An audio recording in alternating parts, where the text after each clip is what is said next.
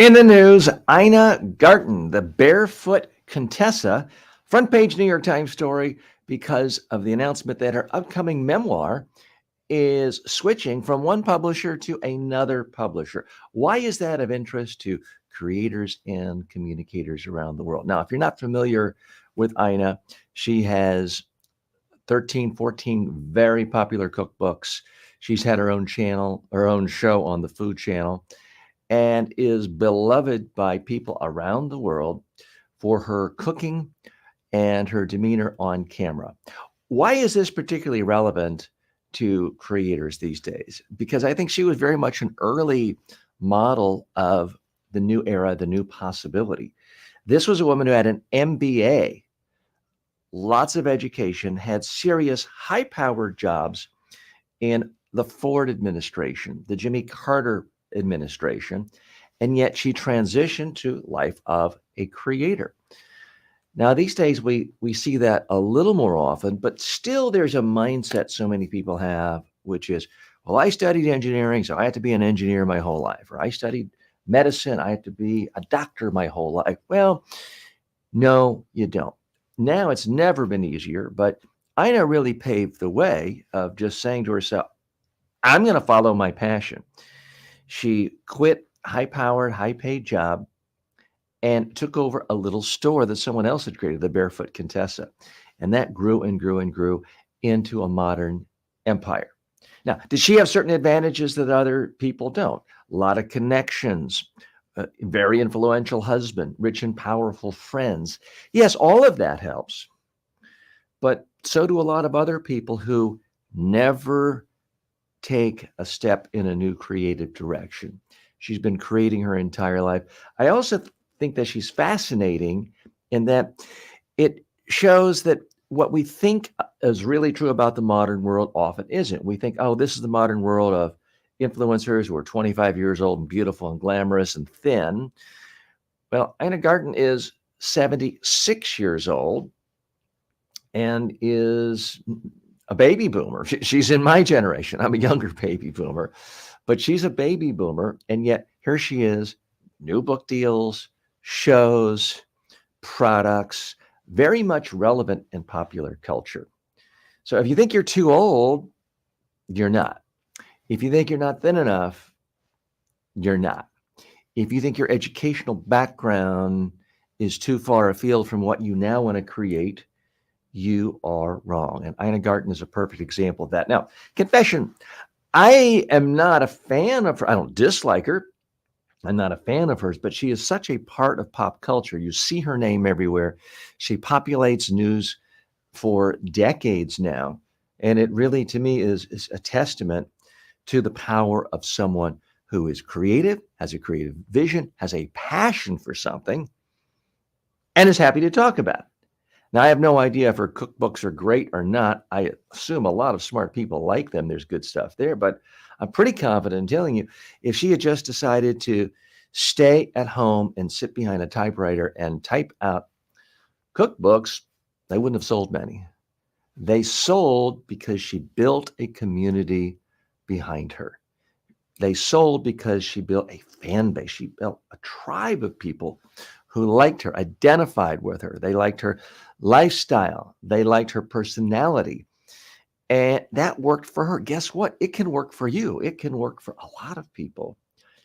But you have to take the leap first. She didn't go to school studying television broadcast communication. She didn't go to a communication school and get a master's or PhD in how to be a news anchor or how to appear on TV. She studied business. She was a government functionary for years, but she stepped up and she created and she made mistakes along the way. But here she is now. She's got a huge media empire, book deals, television deals, speaking engagements, products, you name it. She has complete creative control over her life. And I think that's something that not everyone, but a huge proportion of the world would absolutely love to have. That's why I think she's a great role model. Hi, I'm TJ. This is the TJ Walker Success Channel. We are live It is Friday, February 16th, 2024, and I'm happy to see many of you have joined me today.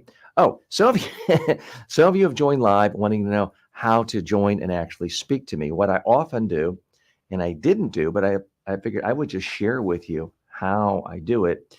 I'm broadcasting to you on multiple platforms on a platform called StreamYard, and that allows me to share this video with you, whether on YouTube, whether you're on Facebook, whether you're on LinkedIn, Twitter, X, and a few other places.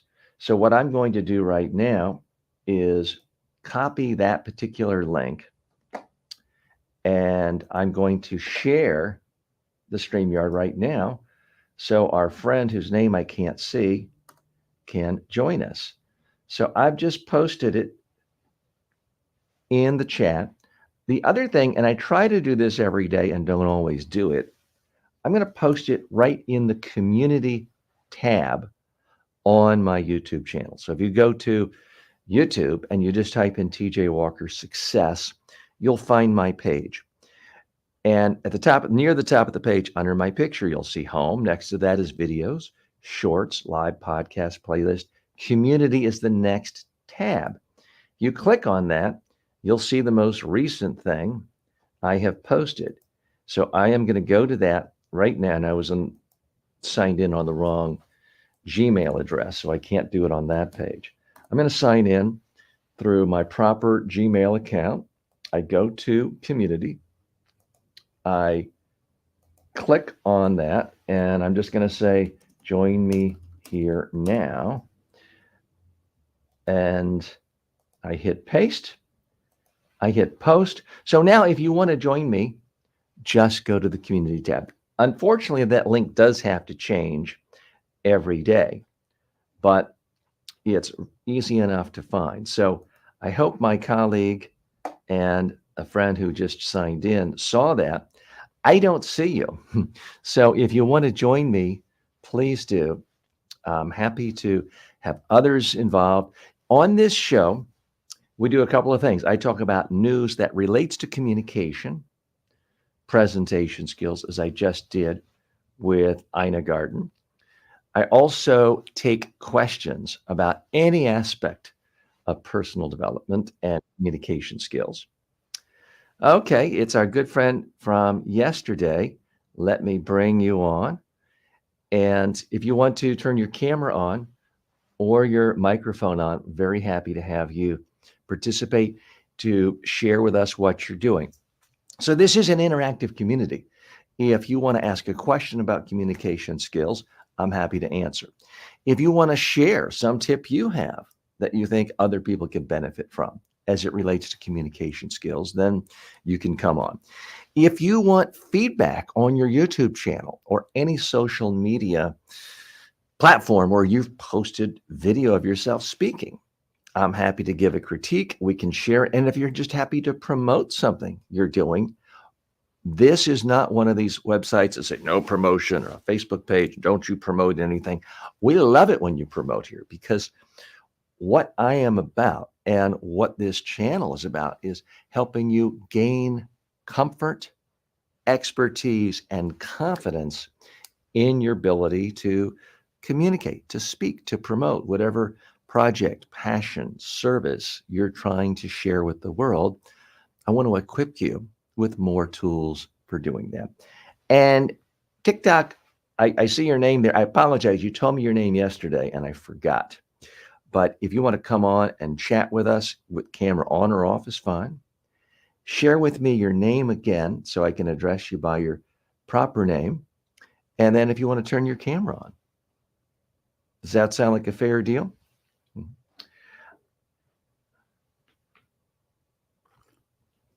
Also, today, what I am going to be doing is a couple of things. I'm going to be producing how-to videos on various questions related to public speaking, and you'll sort of see how I do it. You've seen me do this before, take you behind the scenes, take you really behind the curtain of what we do when it comes to being a content creator, a YouTube creator, a social media creator, and in my case, a communication skills expert. So I don't just show you the finished, polished videos on my YouTube channel and social media platforms, although I do that. I typically post 3 videos a day. But what I do in this live section is actually make the videos. So you can see them warts and all. You can see them mistakes and all. If I stumble, I'll say, oops, that was awful. And I'll start at the beginning and do it again. So I share all that in part to demystify this process, because so often I think people come and TikTok, if you want to join us, I need you to say something or turn your camera on. Otherwise, I don't know if you're here just to listen, and you're more than welcome to do that. So send me I see a And private. I want you Yes. to take a Okay, review of the now I video see it. in detail and In the tell me. StreamYard app, we have a couple of different sections. There's a comment section and a private chat. So you have posted a link. So let me go to Yes, sir. that link. I'm going to try to do a better job of sharing it than I did the other day or yesterday. So I'm going to hit Okay. present, share screen. I'm going to put entire screen, and let me hit screen 2. I'm going to hit audio on. I have 3 screens up at the moment. I'm going to hit share. Now I'm going to hit the What play, makes me smile? but I've What is got the to move reason it that to makes me actual smile? screen 2. Whenever This, I I've not help worked out someone, all the kinks of whenever this yet. I do I'm going to something turn good my for camera someone off one else, second, then I feel happy, and then I smile. we're going to pull this up. Whenever I I've got to help bring it other over to a people, different I make screen, them smile, it makes me smile. and we will turn the audio on.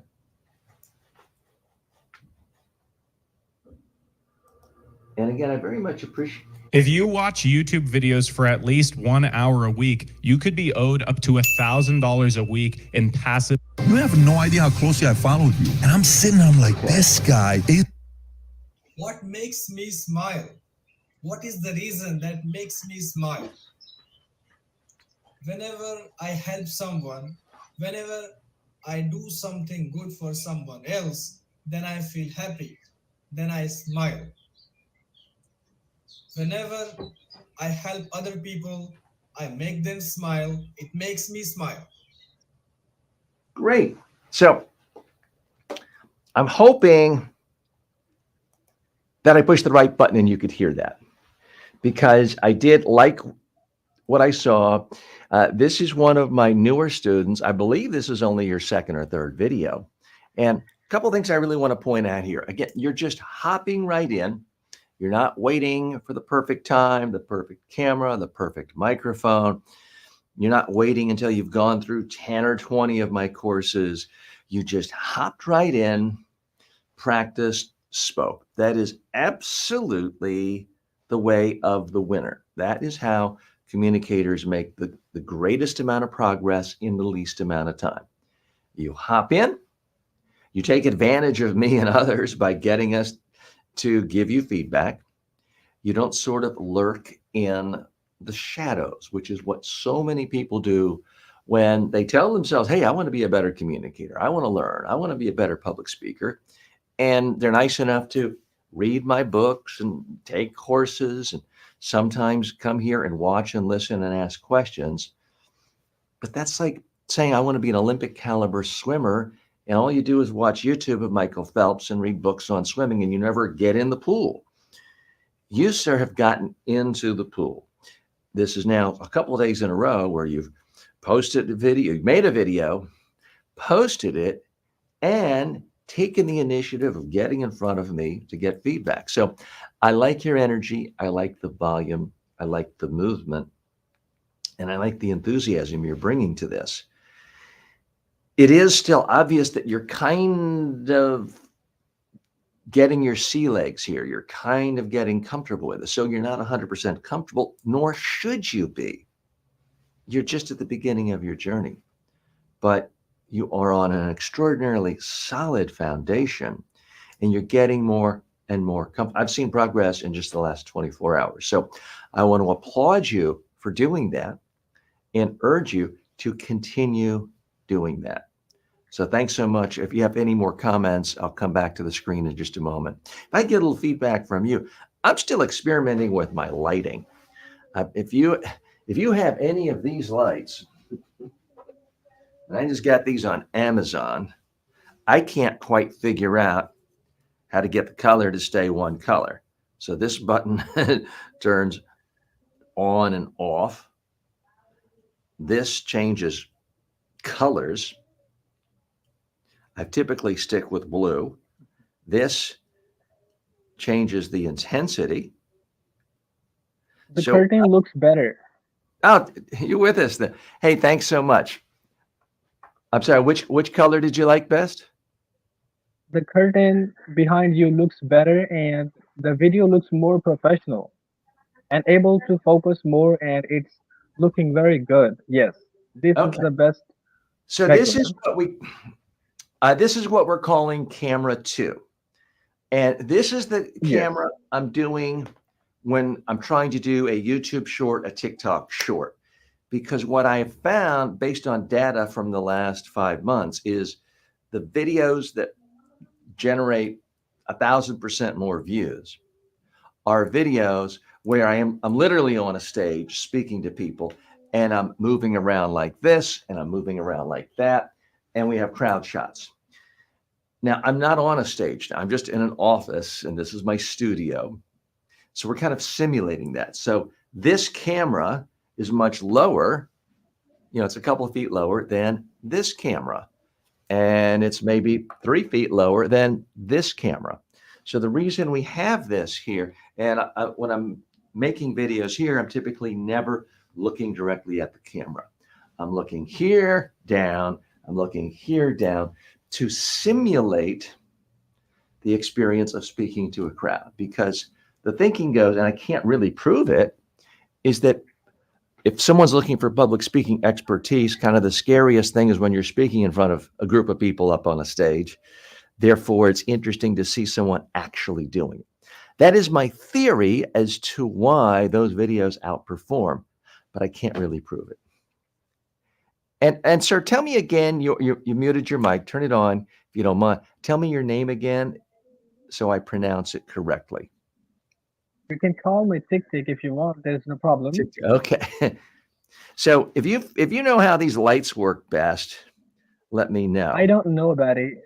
Right. I'm going to put this one back. By the way, you can see how small I am now. It's not a TV studio the size of NBC or a major TV network.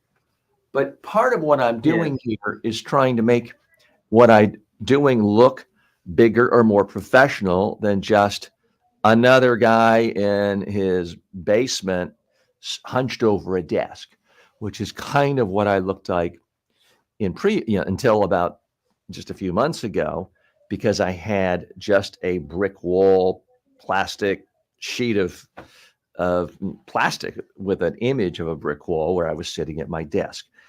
And so the reason I have all this back there is the trend line is with major YouTube stars who have significant audiences. They're typically not using digital backdrops anymore. And they have what looks like a real set. Now, I'm not suggesting I've got everything perfect yet, but at least this is a real room and someone looked at it. So we've got the fancy lenses that make things blurry, so you can't really. It looks fantastic. You can't really tell this is me, but this is a photo of me and my wife and daughter, which now looks like it's about 7 years old. It looks like my daughter's about 4 years old there. So I put that up there. It is a picture I do really like. So that's the concept of this. And the other reason is I can really move and demonstrate things, because so much of what has to do with public speaking and communication skills is people are nervous about their body. TJ, what do I do with my hand? Should I do this?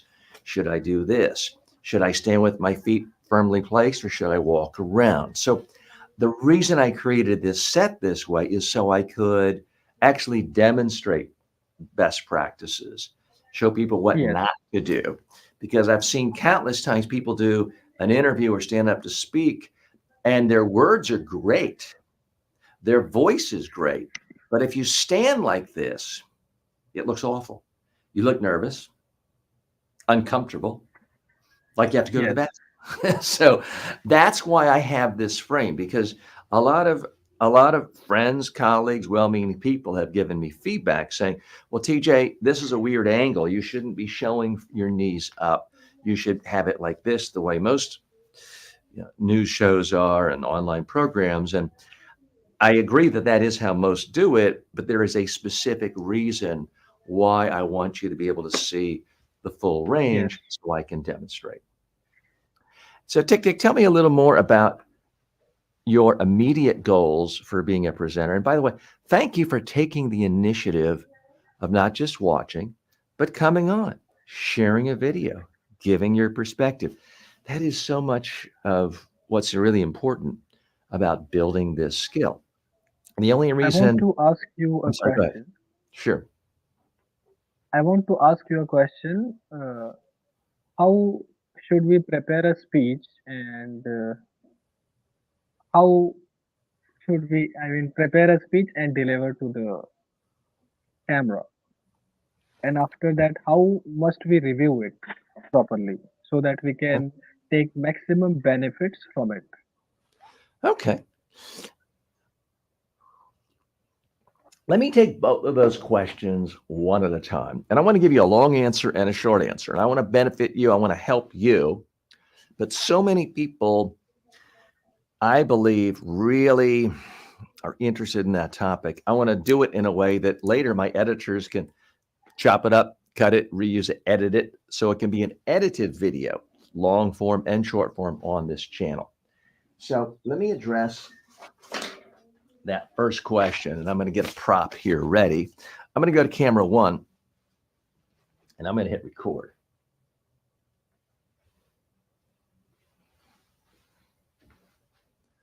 What's the best way to prepare a speech and deliver a speech if you're not speaking to a group of people face to face, but you're doing it online where you're looking at a camera? Well, the reality is it's not much different from an in-person speech.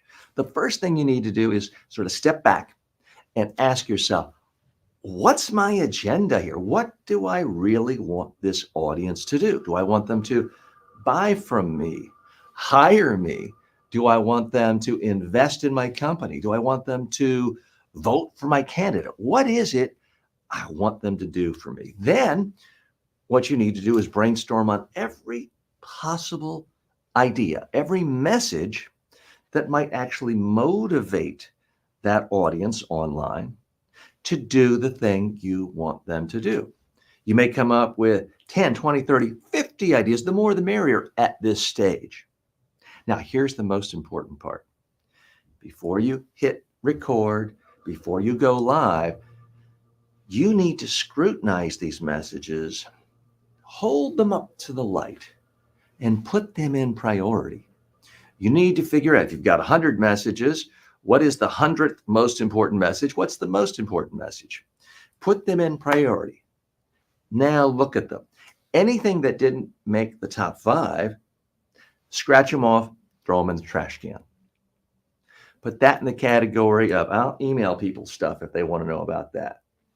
But you need to figure out what are literally your 5 most important ideas. Then what you need to do is figure out an example for each idea. Ideally, a story for each idea, something that involves a conversation you had or someone had with another person in a particular place about a particular problem, how you felt and how it was resolved, and the message that people should take away from that story. You want ideally at least one story for every single message point. Now, do I want you to memorize all this? No, that's hard work. Do I want you to type up the whole story word for word and put a teleprompter in front of your camera so you can read it and not mess up a word? No, that is too much work.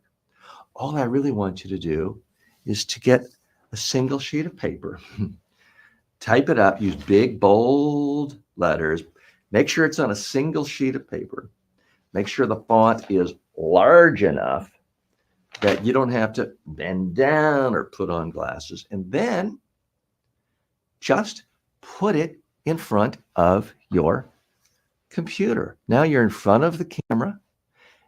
You can glance down, look at your first message, and just talk. Talk to the camera like you're talking to one person. So one of the things that is different about communicating to a group of people versus on a camera is you really want to give people a sense that you're talking to one person. Because when people are watching it, typically they are alone in their own home office or their own regular office, or they could be on a bus or a plane somewhere. So you definitely do not want to have this projection tone of voice when I'm glad all of you could be here today. No, you want it to sound intimate, like you're talking to one friend, no matter how serious the topic is. And to really take it up a notch, if you want to prepare, do a practice. You've got your script. You can hit record on your webcam or your cell phone. Look at it. Ask yourself, would I want to watch Please this? show us the script. Please show us the script properly. It is not visible in the camera. It is blurred. Here's a script. Now, let me try to make it as big as possible.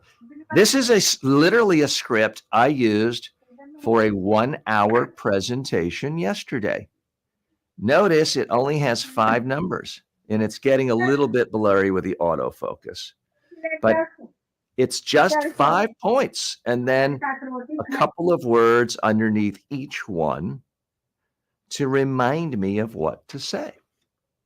So it really is that simple. So the next step is to rehearse your presentation, practice it, record it, look at it, ask yourself, would I want to watch this person speaking?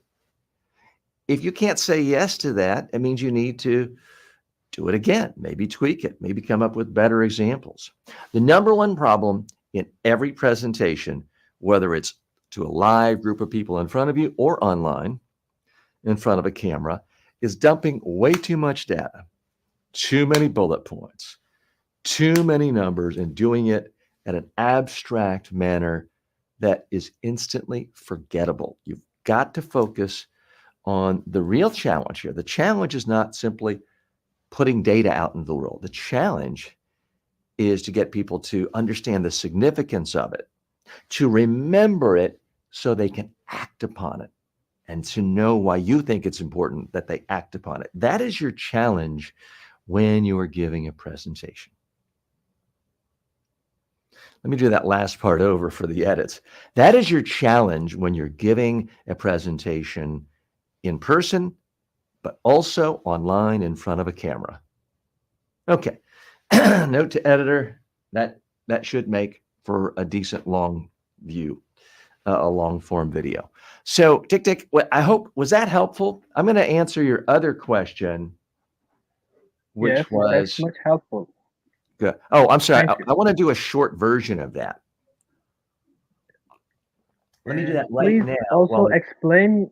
I apologize. I want to give you a thorough long and short answer, but before I forget, I want to create something that can be used for my channel in the less than 60-second version. And let me just hit record.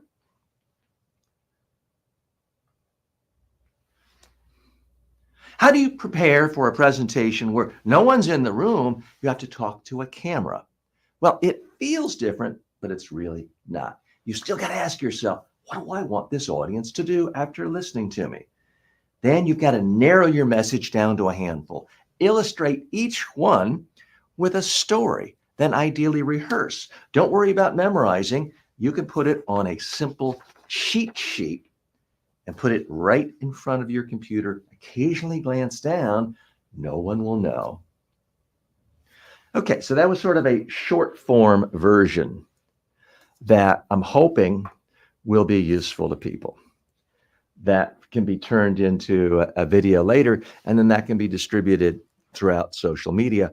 Because what is happening in the world these days is more and more people like to consume content in different ways. And for a lot of people, they like short form content on their phone where they can scroll, watch something 10, 20, 30 seconds, and move on. Now, I would love it for everyone to listen to me for 3 hours a day, but that's not realistic. The reality is often by a multiple of 1,000 or more, people will watch a short form video that I've done in 15 seconds, then we'll watch 3 hours. So I've got to figure out as a communicator how to take any idea I have and make it helpful to people, useful to people, whether they want to give me 3 hours of time, half an hour of time, 8 minutes of time, 3 minutes of time, 30 seconds of time, or sometimes as little as 8 seconds. Some of my best performing short form videos have been 8 seconds long. Now, I'm sorry, go ahead. You had another question.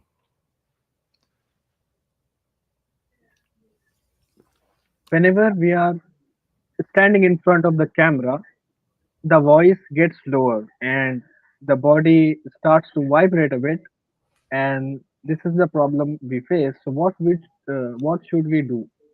And whenever I speak, my focus goes on my hands and how I'm projecting my body and how all the stuff is going on. So please explain this. Thank you. Okay.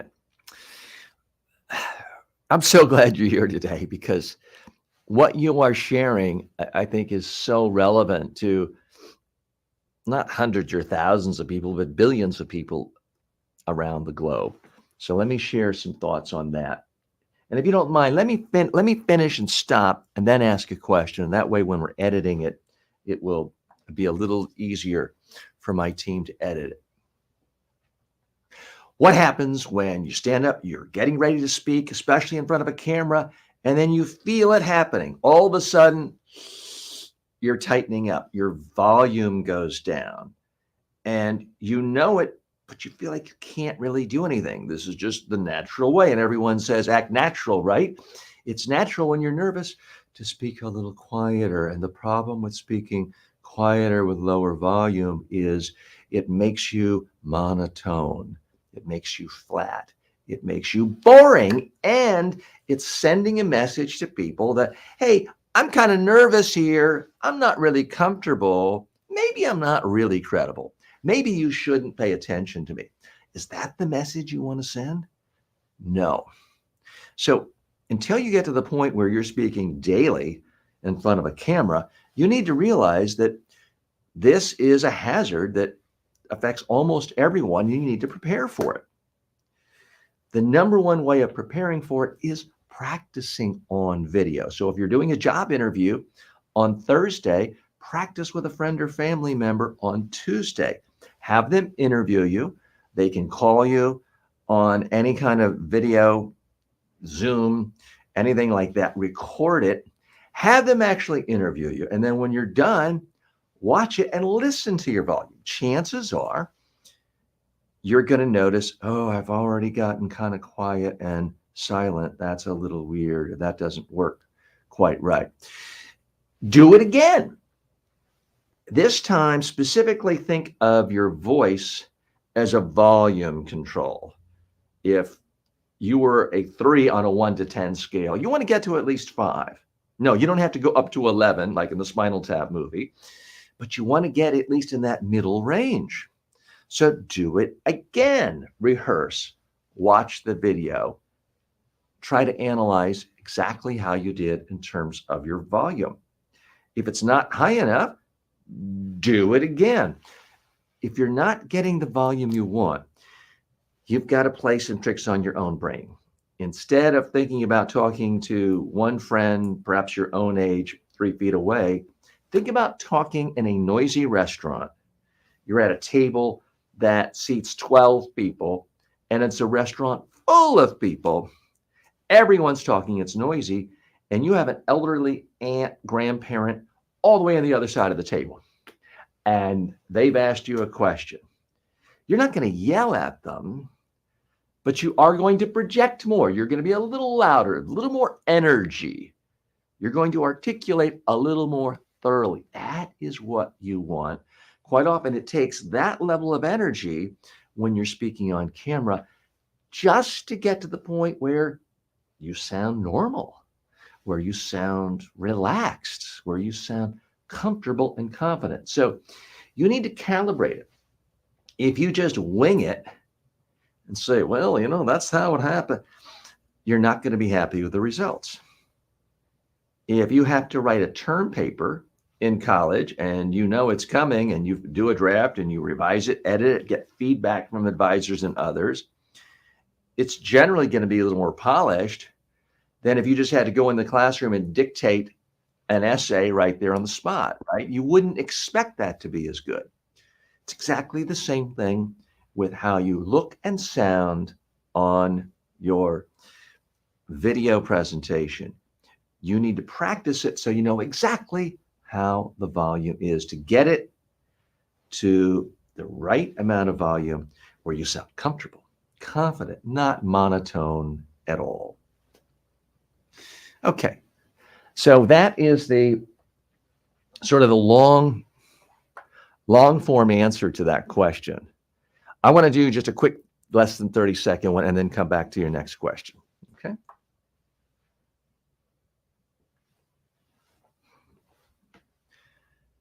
So what do you do when you're speaking on camera and all of a sudden you feel it? You tighten up, your volume's going down. You realize you sound a little scared and nervous, but what do you do? Well, what you need to do is practice in advance and really listen to it. If you're not comfortable with your volume, adjust it internally. Try to overdo it. Watch it again. Keep doing that until you like how it sounds. Now you have a role model for yourself. It's not me or Anthony Robbins or anyone else. It's your own voice. Okay. So that's the short form version. By the way, I appreciate you sort of working with me here because I'm trying to be helpful to you. But you're being helpful to me by letting me sort of talk out different versions of. These are the rough drafts of what I do, because that will be taken, both of those will be taken, edited down, graphics will be added, little special effects, music sometimes, to make it a little more polished so that when it's put out on social media, it gets a lot more views, frankly, than what our live broadcasts get. So I'm hoping that you and others stopping by see this as a real win-win. If you're just joining me, I'm TJ. This is the TJ Walker Success Channel. And here we try to help you become more successful in your professional life and personal life by building more expertise in your communication skills and more confidence in your communication skills. So that's what we're all about. I'm trying to come to you live every day from roughly 9 a.m. to noon Eastern Time, Monday through Friday. We're still experimenting with the formats and the time. I've been on YouTube since really a few months after they started, 2005. But this new show, this new version is new. This whole set is new. Everything is new. We're still working out the kinks. You may see some lights behind me changing. I haven't figured out how to do that. By the way, I have a new light I just added today, and I don't see any difference. I'll just adjust it, and you can tell me if you even see any difference.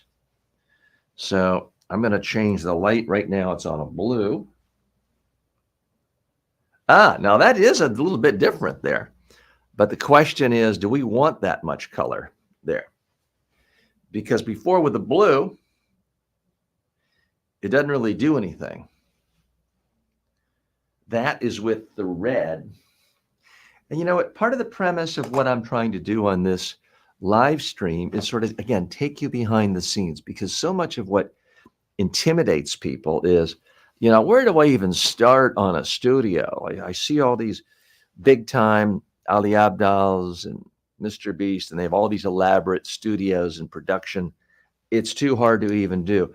Well, I've done this. I don't have any other staff here. Now, I do have colleagues in other countries who've spent a lot of time advising me over WhatsApp, but I'm essentially a non-techie who did this by myself as far as physically putting the things up here. If I can do it, believe me, anyone can do it. I don't know a gigabyte from a megabyte, a trigabyte. I'm really not that technologically savvy, even though I've been using computers and bought my first computer in 1986.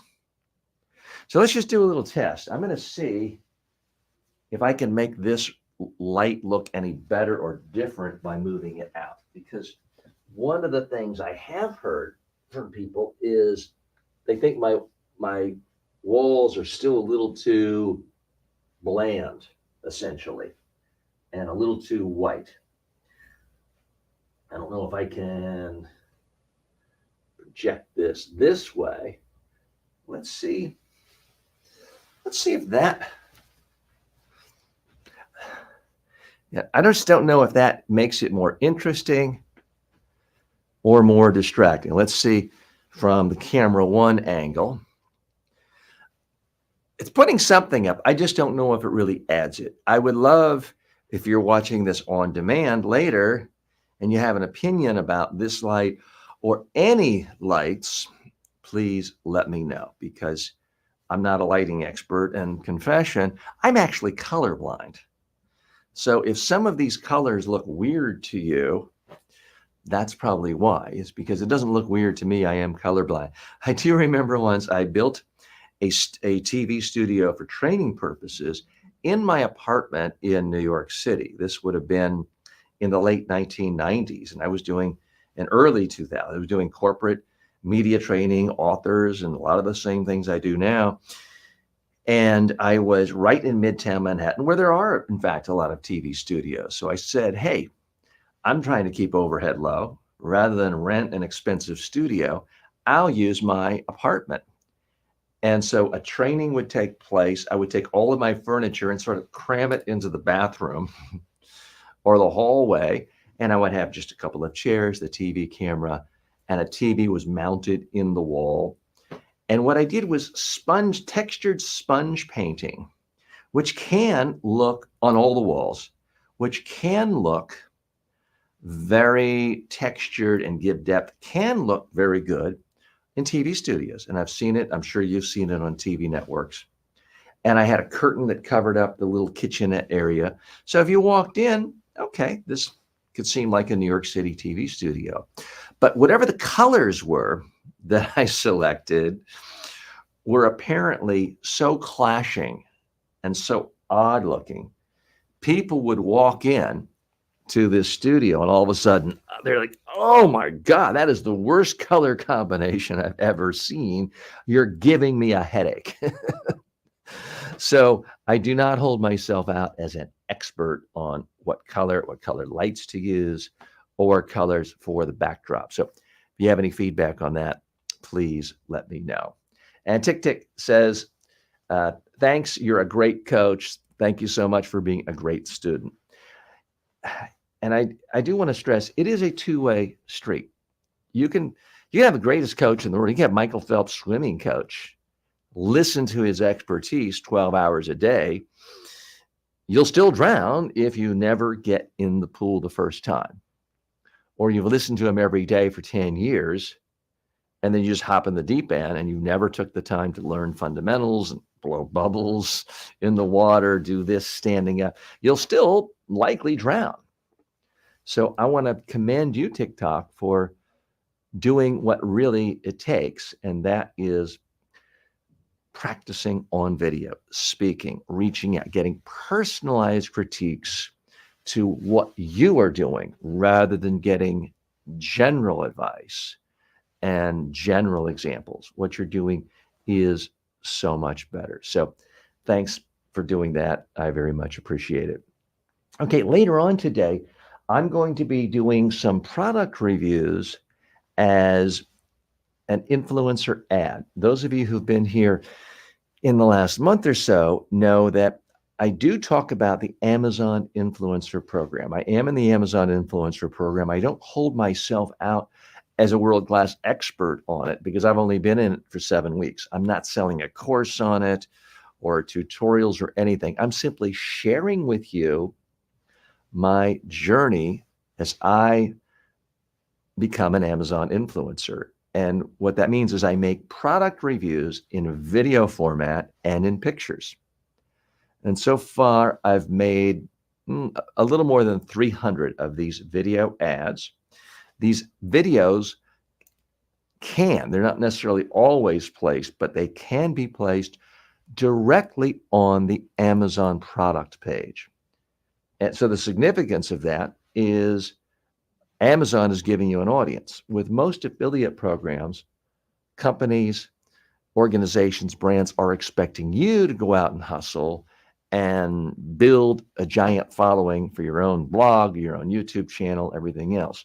What is unique, what is different about the Amazon Influencer Program is that sometimes you might not have much of an audience at all, but you make a great ad because you're good at speaking and you're persuasive at how you speak about a particular product. People see the video you made, then buy the product. Amazon gives you the affiliate commission. Now, I should point out, there are some people who are successful at this because they're good video editors and good adding music and graphs. They might not speak at all. So I'm only showing one type of way of doing this ad because I happen to be an expert on presentation skills and communication skills by speaking. But certainly that's only one way. These are essentially ads. And if you look at the most successful ads in the history of Madison Avenue and Super Bowl TV, a lot of them don't have any speaking. It's visual, it's action, it's graphics, it's music. So I'm only showing one of it. I do think that for most people, the easiest way to make a product review is to simply hold it up and tell people why you like it, why you've benefited from the product, and why you think other people might like it. That's going to be the easiest thing. And one of the things you'll find out about me is, on the one hand, I can be hardworking. I've made 220 online courses. I think more than pretty much any personal development, communication skills coach in the world. I've written 6 books. So I'm technically not lazy. And yet I am lazy, and then I'm always looking for the easiest, fastest, most efficient way of doing something. So I have been looking for the most efficient way, the fastest way of jumpstarting. And that's why I have focused on this niche of just speaking about products and doing simple videos unedited. Not suggesting that's the best way, certainly not suggesting it's the only way, but it is the fastest way. And my goal for myself is to get to the point where I have 5,000 product reviews and links, with 3,000 of those being videos, 2,000 being pictures. Right now, I am less than 10% done. I think I have about 330 done. So I still have a long way to go, more than 5% of the way. But that's what I'm hoping to do in the next few months by typically doing at least 5, sometimes 10 products a day. But remember, it's 3 videos, 2 pictures for each one. So if you do 5 products, that's 25 new ads that go into the Amazon Influencer Program that can then be populated on not only on Amazon, but in other places, your storefront, Amazon Inspire, where any one of them could generate revenue for you. So that's what I'll be doing later on in today's show. Now, Tick Tick had to step out. If he comes back, there was a question he had. He had a second question, and I wanted to make sure I didn't forget the first one. So I do believe he missed that, or I missed that. I forgot. So if he comes back, happy to answer that question. I do remember he asked a very specific question that I thought, wow, that is so relevant to so many people around the world. I do want to make a very specific, somewhat packaged answer to that could be shared with other people who are not with us on the live stream today. Okay, I'm going to switch over to my YouTube channel a moment and go through other questions that people have asked. Something I learned from Sean Cannell at Think Media just the other day is that you can search on your own channel for questions that people have asked in the comments.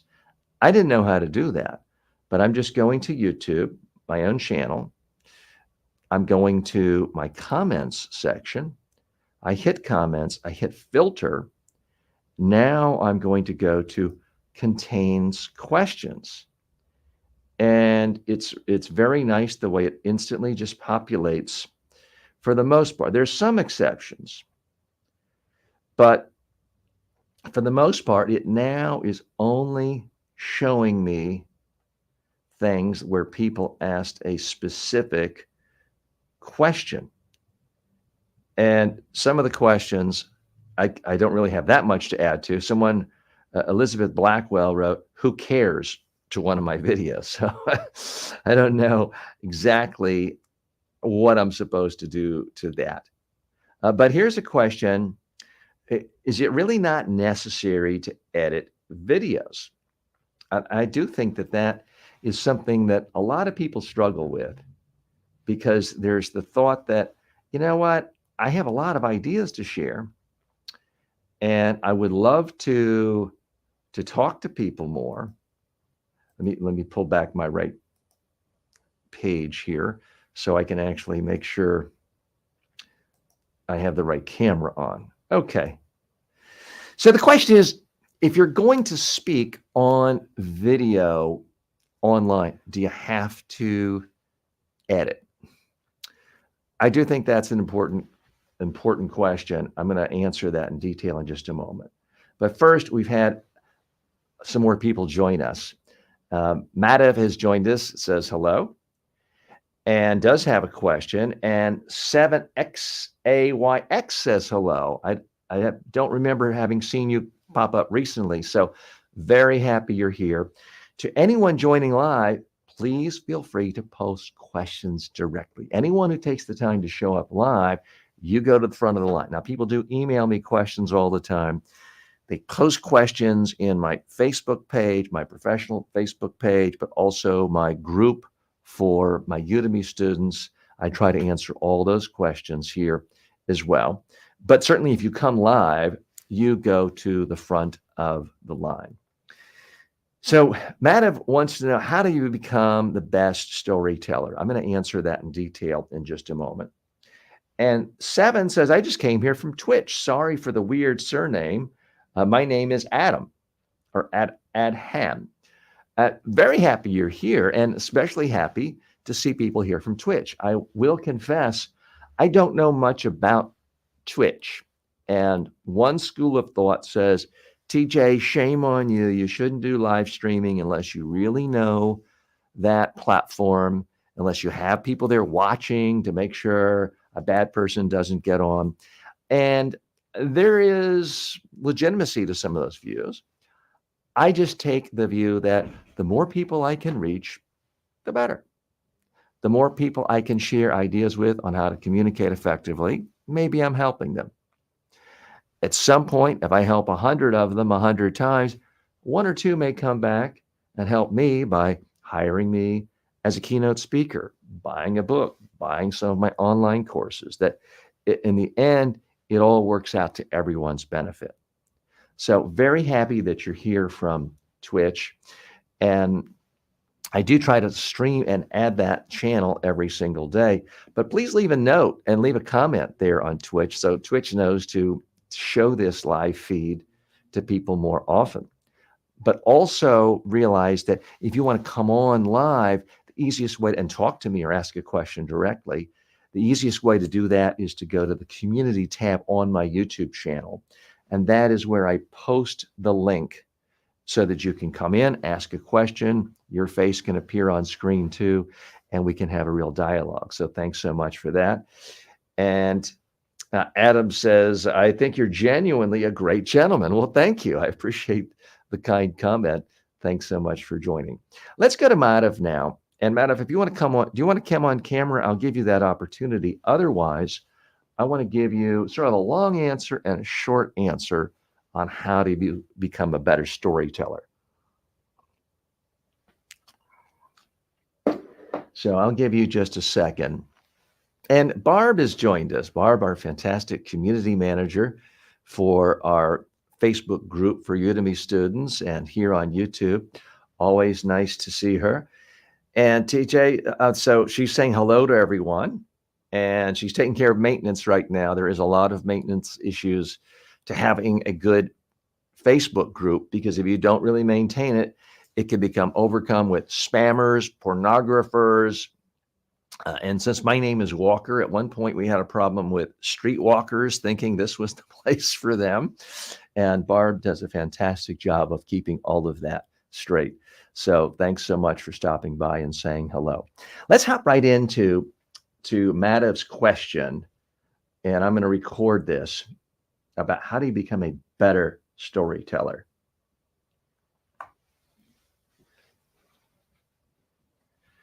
So how do you become a better storyteller if you want to go from being a good presenter, communicator to a great one? The secret actually is to be lazy. It's hard work to write perfect stories, staying up late at night, writing, rewriting, editing. That's hard work. The best storytellers are not necessarily creative at all. They're not spending more time writing and rewriting and rewriting. No, all they're doing is listening. They're listening to actual conversations they have. Things they say to people when they're stopped in the hallway or having a drink or having a meal. They share with someone and they see that person's eyes light up. Wow, that's interesting. And they make a mental snapshot of it. So when they're giving a speech, a presentation, a briefing, what they're doing is simply reliving actual stories they've already told people in real life. And sometimes they're recounting a story a friend, a colleague, maybe a family member told them. Now, you have to do it with certain screens. You don't want to just get up and tell stories to tell stories, because then people are comparing you to Will Rogers or famous storytellers or famous comedians or Jerry Seinfeld. I don't know about you. I don't want to be compared to a world-class comedian. So you can't tell stories just to be funny or to be a storyteller. Your story needs to have a message that's interesting and relevant to the audience you are speaking to. Doesn't matter if it is graduate school sociology students or if it is a bunch of suppliers in the cement business.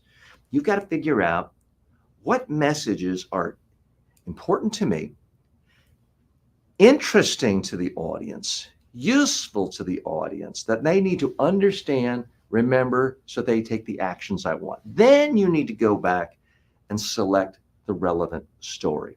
But the best stories of all are ones where you're reliving it. It's so easy on your mind because you're seeing it. You're just sharing an experience. We all have stories all the time that we tell with family members about the worst vacation ever.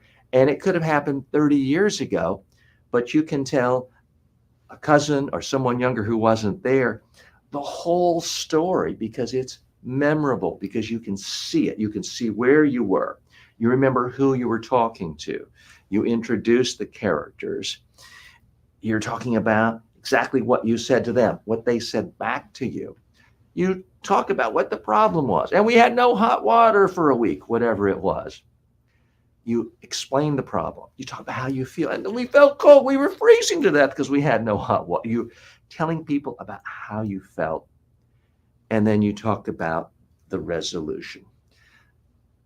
That's all easy. It doesn't require memory because you're reliving an experience. That's really the number one way to go from being an okay storyteller, where you've kind of thought about it and processed it and write it, tweaked it, to a great storyteller. Great storytellers simply reuse their own life experiences, but they do it in a way where they make sure it's 100% relevant to their audience.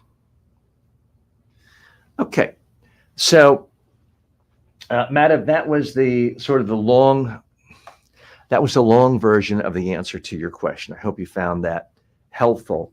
I am going to do a short version now, which I hope can be turned into a YouTube, TikTok short that can also be helpful to people, because some people don't want to watch me for 3 hours a day here live.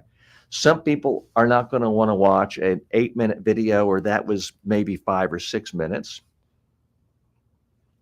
But some people will watch 20 seconds. So that's a part of my challenge as a communicator, is to figure out how can I really take expertise and think of it like an accordion of, I could share expertise this long, it could be this long, it could be this long. Great communicators figure out how to communicate in any length of time. Once you tell yourself, well, unless I have an hour, I'm not going to bother, or unless I have 10 minutes, it's not worth it. Don't take that attitude. It's not productive. Okay, before I forget my train of thought, let me go ahead and hit record and try to do that one as a short. What's the best way to go from being an okay storyteller in your presentations to a great storyteller? Well, the key is, believe it or not, be lazy. Don't stay up all night long writing and rewriting your stories and memorizing. No. Great storytellers simply relive things that happen to them. They relive stories that happen in their real life. They make sure it's relevant to the audience, but they share what they're experiencing. They're not creating and copying other people's stories or memorizing. Okay, so that was kind of the short version that I'm trying to make workable for a YouTube TikTok short. We'll see. It'll be something for my editors to play with and experiment with. Sometimes it works, sometimes it won't. One of the things I can tell you is, if you make a lot of YouTube content, social media content, no one's really good at predicting what works and what doesn't work. Now, you can get better at it, but sometimes I'll look at a video and I think, that's really not very good or that insightful. And it was far and away my most popular video of the week, and it got thousands and thousands and thousands of views. Other times I'll see one and I'll think, wow, I really nailed that. That's an insight that's genuinely really helpful to people. It genuinely improves their communication skills, their confidence, the results they get. It's an insight that you don't read in other books, that you don't hear a lot. It's different, it's unique. This is going to be great, and it has the least views of the whole week. So you never really know. That's why I do believe that it's important to put a lot of content out there, so you can constantly test, constantly figure out what works, what doesn't work. The Pareto principle, 80-20, the vast majority, 80% of your successes and results will come from your top 20%. I don't know if it's exactly that specific, but certainly the basic principle of most of your views are going to come from a handful of topics and a handful of videos is true. I already know that for me, the videos that seem to really resonate with people deal with a couple of things. Your voice, how to improve your voice, your body language, and how to avoid common mistakes. So many of my most popular videos deal with those three themes. It just so happens that I personally, as a communications expert, don't really think they're that important compared to other issues. But I can't control the mindset of the rest of the world. That's not my job. My job is to help them where they are, to help them here, and then maybe they'll be receptive to other areas where I think I can help the most. So it is a give and take. And that's why it is important to listen to your audience and your community and your clients and your customers, service them, help them in ways you can, and then see if you can add on with other insights you have. Let's see. Vaya says a couple of things. I've had a bunch of comments coming in, and thank you so much for commenting. Vaya says, I have a question. Why are you teaching us so valuable things here without any payment or anything? Well, not if I appreciate it. I mean, part of it is I genuinely enjoy talking about these things. But I don't want you to think I'm a complete saint and living in poverty, because I do make money from this, believe it or not. I mean, corporations pay me from, between $10,000 and $20,000 a day when they're hiring me to work with their executives. I do make money from people buying my online courses. And that's really in the last few years, been the primary source of revenue. I make tiny little slivers of money from YouTube ads. YouTube gives me money, and it's not very significant. I make the tiniest amount of money from Facebook, believe it or not. I think they sent me a check for $1.68 yesterday, and it's not that important. I'm in the Amazon influencer program. So while I'm sharing with you for free how I make Amazon influencer videos, Amazon does pay me money when someone buys it. I'm sometimes making content for courses here, whether it's for Udemy, whether it's for my own site. I sell online courses on my own site and make money. I have courses on Skillshare. Skillshare sends me money every month. So sometimes someone might come here, watch this for free, but then if they're going to Skillshare, it's, oh, I remember that guy, they buy my course there. Something else that happens quite often is someone may stumble across this live feed, see me, become familiar with me, like something, and 3 months later, they have a new job. Could be in India, could be in Europe, North America, and their corporation pays for them to have a business account on a platform like Udemy. So the corporation is paying a monthly fee for every employee. The employee doesn't pay anything, but then they type in, gosh, how do I communicate more effectively in the workplace? And they see a course of mine. Again, they're not paying for it, but they say, well, I know that guy. I'm comfortable with him. He seems like he knows what he's talking about. And they watch the course. Well, now Udemy is paying me by the minute from that pile of money that the corporation did. So I haven't counted specifically, but I'm on a lot of different platforms where I get paid by the course, some platforms where I get paid by how many views for advertising. Sometimes corporations or individuals just call me and hire me to work directly with them. And so there are a lot of different revenue models for any expert, not just me. I mean, I didn't invent any of these things. There are a lot of different revenue models. And that's why I think it can be a win-win.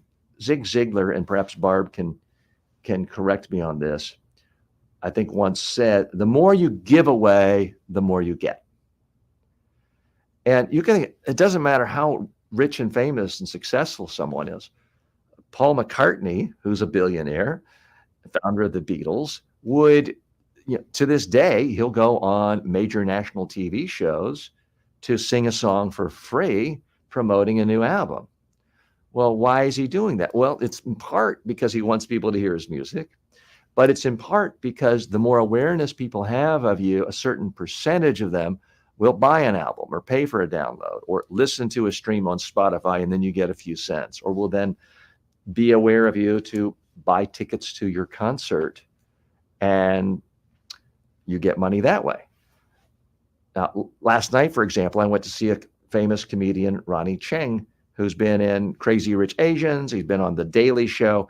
I watch him for free on The Daily Show clips on YouTube, built awareness in my mind. But then when he came to town, I gladly paid for a couple of tickets, I don't know, $150, so that money goes to him. So that's how these things build. And I see you've joined back. If you want to add a question to that, happy to do so. And I think a few more, I think I may have missed a few other questions that come in. Tick Tick, did you have another question or comment?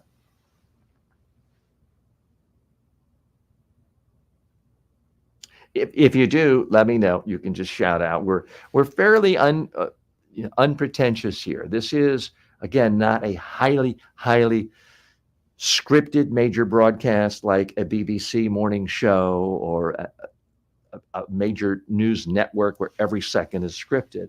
This is more of a ongoing workshop and conversation I'm having with you and people around the globe who share one common thing. We all want to be more successful in life by being better at communication and more confident in our communication. Yes. So, okay, go ahead. I hear you. There you are. Now we can I see you have a even better. question. Yes. Yes, sir. I have a question to you. Like Yes. when you speak, your hands uh, look very good. Like in body language, you use your hand very well.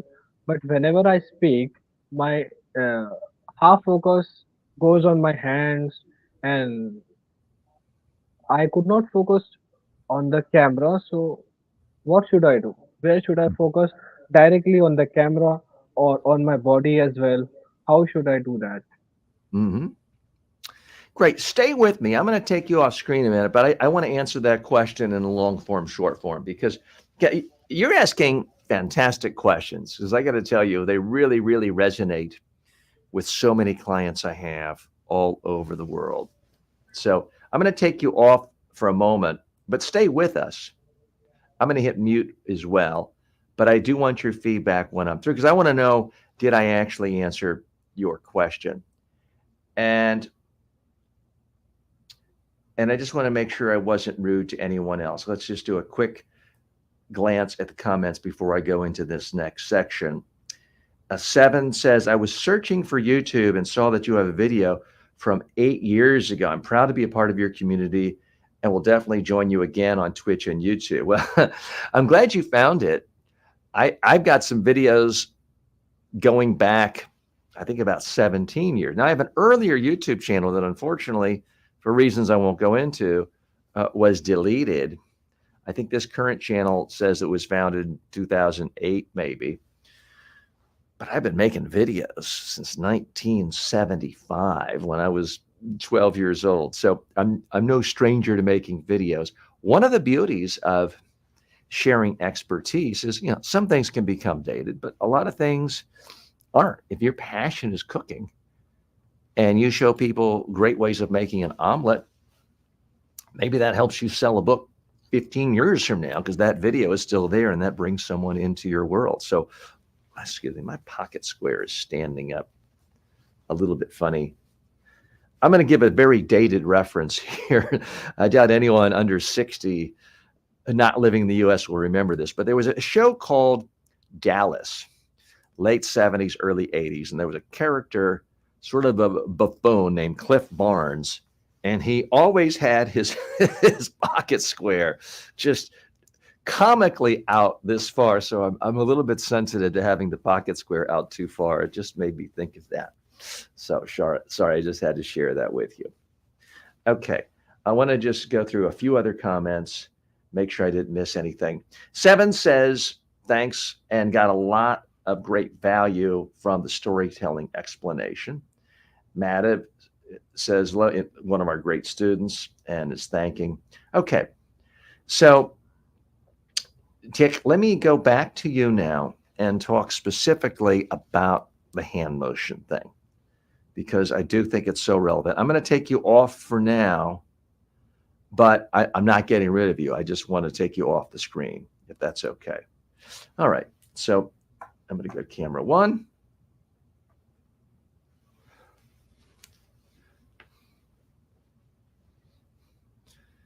What do you do with these when you're speaking? You may have seen other people and thought to yourself, wow, I really like the way he uses his hands. I really like the way she's using her hands when speaking.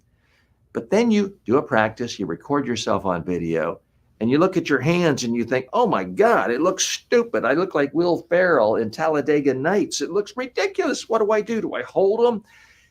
Here's what I've observed. So since we're editing these, I'm going to redo that line. Here's what I've observed in working with tens of thousands of people around the globe. It's universal. People like it when they see other people moving their hands. conveys confidence and authority. But when people watch a video of themselves moving their hands, all of a sudden it looks weird. They think, oh my God, I look like a fool. I look like an idiot. I sure am glad I watched a video of myself. Now I know I don't move my hands right. I need to hold my hands down, get them controlled so I don't look foolish. Wrong, wrong, wrong. In general, it's great to watch yourself and analyze what you like and don't like. But I have found that humans universally are poor judges of their own hand gestures.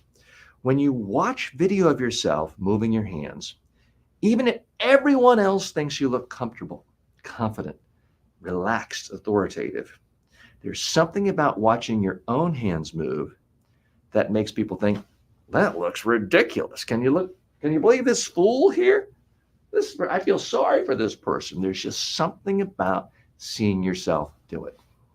You're going to have to learn to disregard it. I do recommend that you try to get feedback from other people, because quite often you think your hand gestures were awful, distracting, weird. You talk to 5 other people in the room and ask them, what'd you think of the presentation? They may tell you specific things they liked about your style, your comfort, and your messages, most important. And then if you ask them, well, were my hands distracting? They might say, I didn't notice anything about it.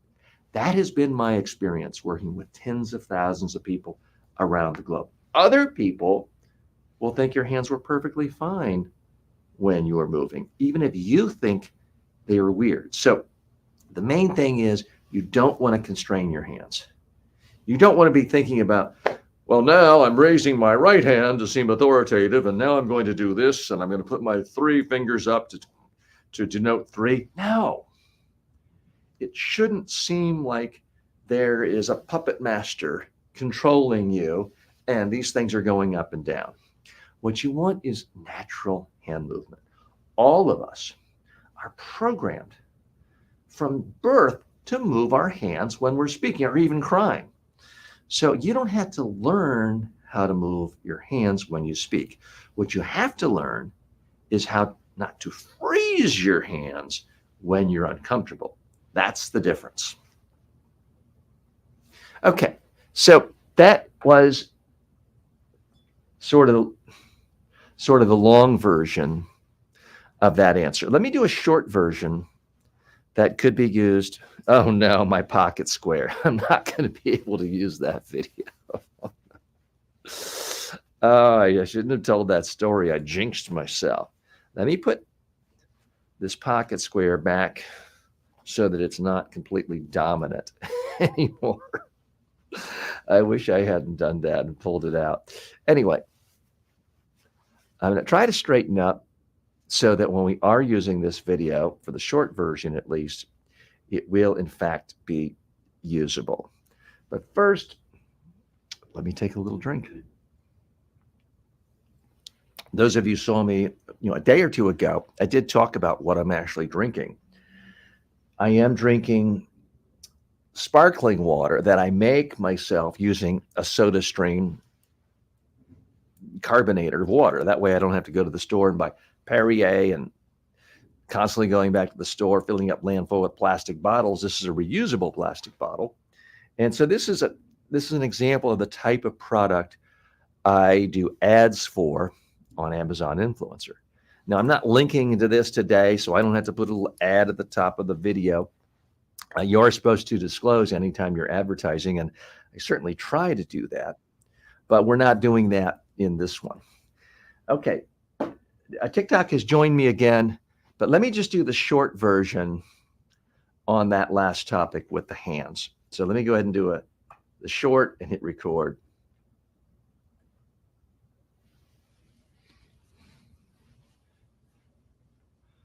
What do you do if you see other speakers moving their hands and think, wow, that looks great, looks confident. But then you look at a video of yourself and think, wow, I look crazy. Relax, it's not you. Everyone does that. There's something about seeing video of yourself moving your hands that looks strange to most people, that looks weird. Get over it. You got to just keep practicing. You want your hands to move. It will start to look more comfortable to you, and it will look real and relaxed the more you see yourself. So don't try to overreact and all of a sudden freeze your hands or keep them down here. Okay. So that's that topic. All right, let's bring in TikTok again, because it seems like you had a part B to that question that I perhaps did not answer. If you want to come on camera, by the way, anyone else wants to join us, this is not just the TJ and TikTok hour. You're welcome to come on too. I try to answer everyone's questions, whether they've posted questions on YouTube or Facebook group or TikTok or any place else. Certainly people who email me questions, I try to answer those. I sometimes answer questions generated by ChatGPT, but I always prefer real questions from real people. But I give the most preference to people who take the time to actually show up, show their face, and speak to me. If you want to do that, it's very easy. Just join me on StreamYard. What I try to do every day, sometimes I forgot, but I know it's there today because I did it at the beginning of the show. If you go to my YouTube channel and click on the community tab, the most recent post says, you want to talk to me, join here, and it's a StreamYard URL. You click on it, you can come right on and show up on screen, just as TikTok has done if he turns his camera on and turns his mic on. Okay. Dick, do you want to join us again? Yes. Great. Now, you had a part B to that question that I've already forgotten. Do you want to bring that up again? Yes. My question was, when we're recording a video, so where should we focus? On the camera or our own selves, our own body, or somewhere else? Where should we focus? Sure. Whom should we make the eye contact with? Okay. Great. So let me give you an answer to that. And that one I'll do here because this is sort of more relevant to how most people are talking to a camera. Most people are not this far away, and most people are not at this angle. So I'm going to try to do that in a way that's most relevant to you. So let me hit record. I'm going to take you off the screen, but you're just an absolute font of great questions. So I'm going to take you off. Stay with me, though. Okay. And I'm going to hit record. So where should you look when you are making a video and speaking to a camera? How do you make sure that the people feel like you're really connecting with them? Well, for starters, don't do what I'm doing right now. I'm looking at the screen and other people. Don't look at a script over here and your talking points thinking, oh, I'll get it just right. You want to look at the camera, because if you're not looking at the camera, your audience is going to feel like this person is ignoring me. If you're looking at them, maybe you're looking at them in the eyes, they're going to feel like you're ignoring them, which means they are going to be motivated to ignore you by checking email, checking text, checking sports scores, checking, oh, I've got a WhatsApp message. They're going to ignore you. You don't want to give people an opportunity to ignore you. You don't want them to feel left out. So even though the person who's talking to you or the audience is going to be on a screen, maybe down here or over here, you want to look at the camera like you're talking to one person. Now, here's the challenge. For most people, if you're not used to looking at a camera, the natural thing to do, and everyone says act natural, the natural thing to do is to do this. Well, I'm glad all of you are here today. In today's session, I'm going to be talking about, you see what I just did there? My head froze. When your head freezes, your vocal cords will freeze. You'll actually become monotone.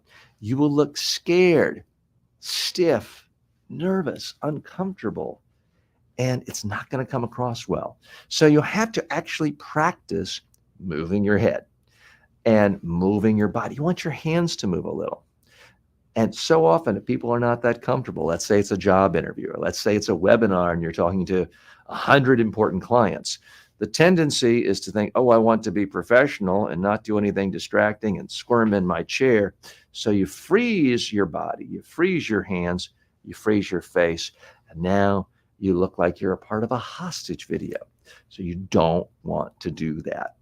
So instead, you've got to practice moving your head a little when you're looking at the camera. And you want to move your body a little. You want to move your hands a little. Now, here's an advanced tip. You'll come across even better if you look at the lens. Now, I happen to have a big lens. It's about that big. You may have a tiny pinhole of a webcam. I want you to think of your camera as almost like a face where there's like 3 inches around it. I guess 3 inches across, and have your eyes go back and forth just a little bit. Because if you're looking in one spot right in the absolute middle, sometimes it gives your eyes a glassy look, a frozen look. Whereas if your eyes are going back and forth just a couple of inches, it doesn't make you look as frozen or as stiff. Now, but what you don't want to do is quick eye movement. My next point is, and I'm glancing down, or I'm glad you asked that. If I'm looking up quickly, it looks like, oh, I don't know what I'm talking about. Let me just make up something. It's okay to glance down occasionally. I like to keep some notes for a longer presentation right in front of me, but I'm not going to be looking at the camera directly. I'm not going to do that. So I'm going to finish a thought and think, so where do we go from here? And then I just looked at message point 4 and I can go on. So I want it to be natural with my head movement occasionally. Like I'm thinking, reflecting, and now I just looked at message point 5. That's much more effective than the quick eye darts. Now, the worst of all is people who think, oh, I'm going to be cute and clever. I'm going to have my script right next to the lens. No one will notice. Here's the problem.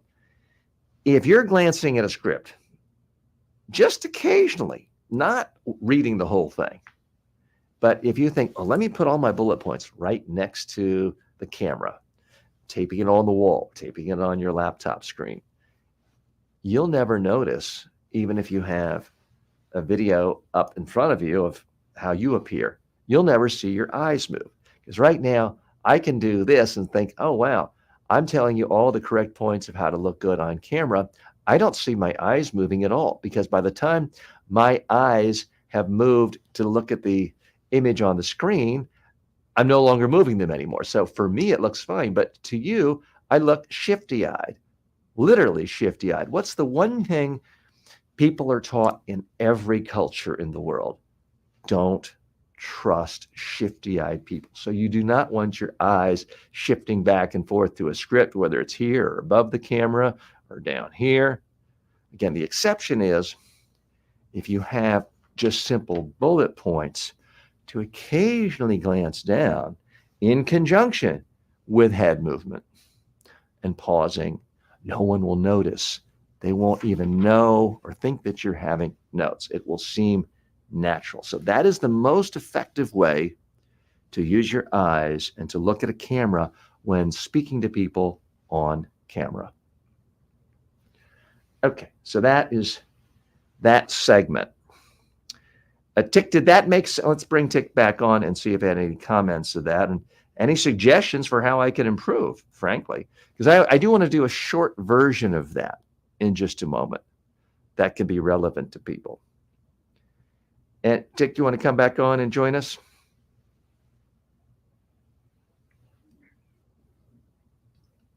If I want to become a public speaker, Hey, I apologize. should- Before we go to the next question, though, was that helpful, what I said about the eye contact?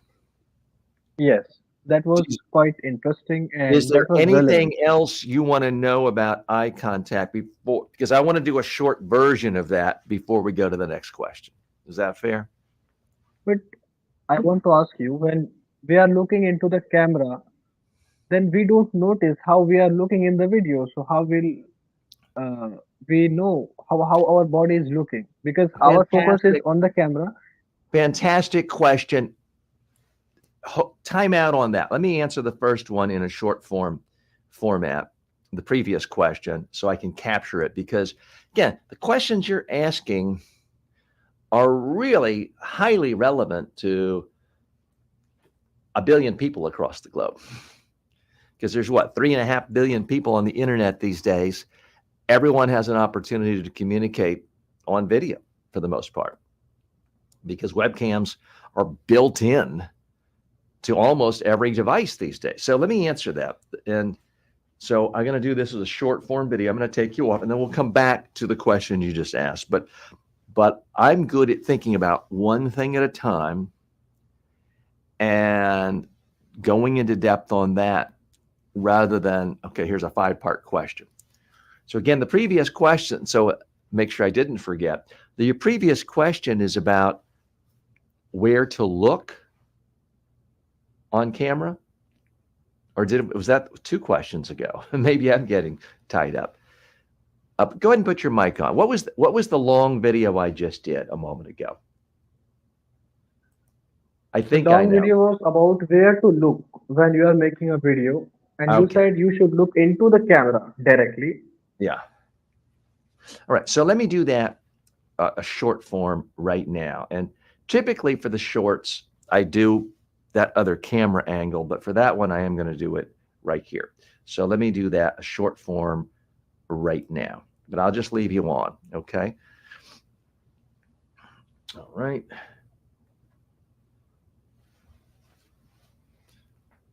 So where do you look when you're giving a presentation on camera?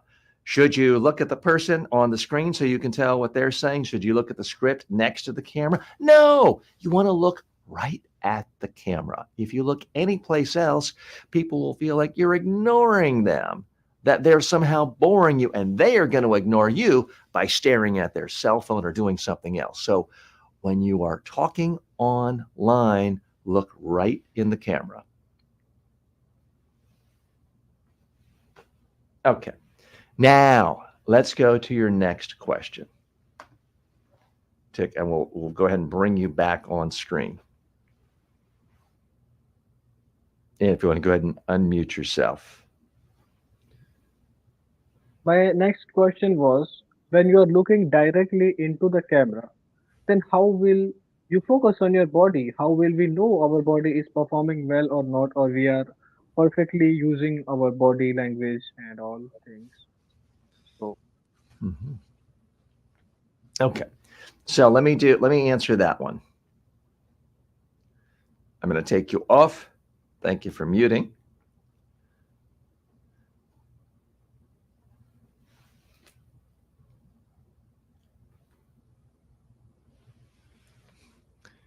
You've heard experts like me say, look at the camera when you're speaking to people online. But the question then is, how do you know what you look like? How do you know your tie's not crooked or you're way out of frame? The answer is you check yourself out before the call started.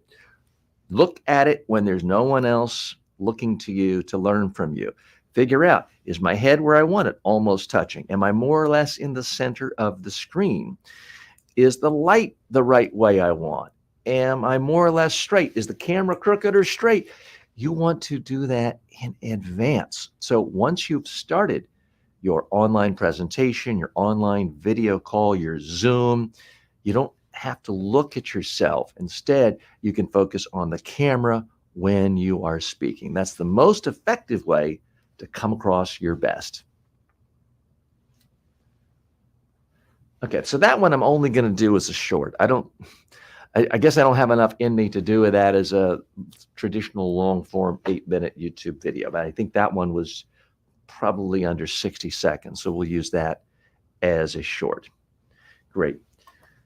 So Tick, did you have and quick program note, in a little while, half an hour or so, I will be giving a demonstration on how to make Amazon influencer videos. So I won't be talking about it. It won't be theory. You'll actually see me making the videos. Soup to nuts. Selecting a product, figuring out what to say, scripting it in my own mind, recording it, uploading it, tagging it, titling it, submitting it. It's not that complicated, but there are a lot of little steps. And unfortunately, a lot of people let any one of those steps be a roadblock, and it keeps them from ever joining in the first place. So part of why I'm doing this is I want to show you how relatively easy it is to do.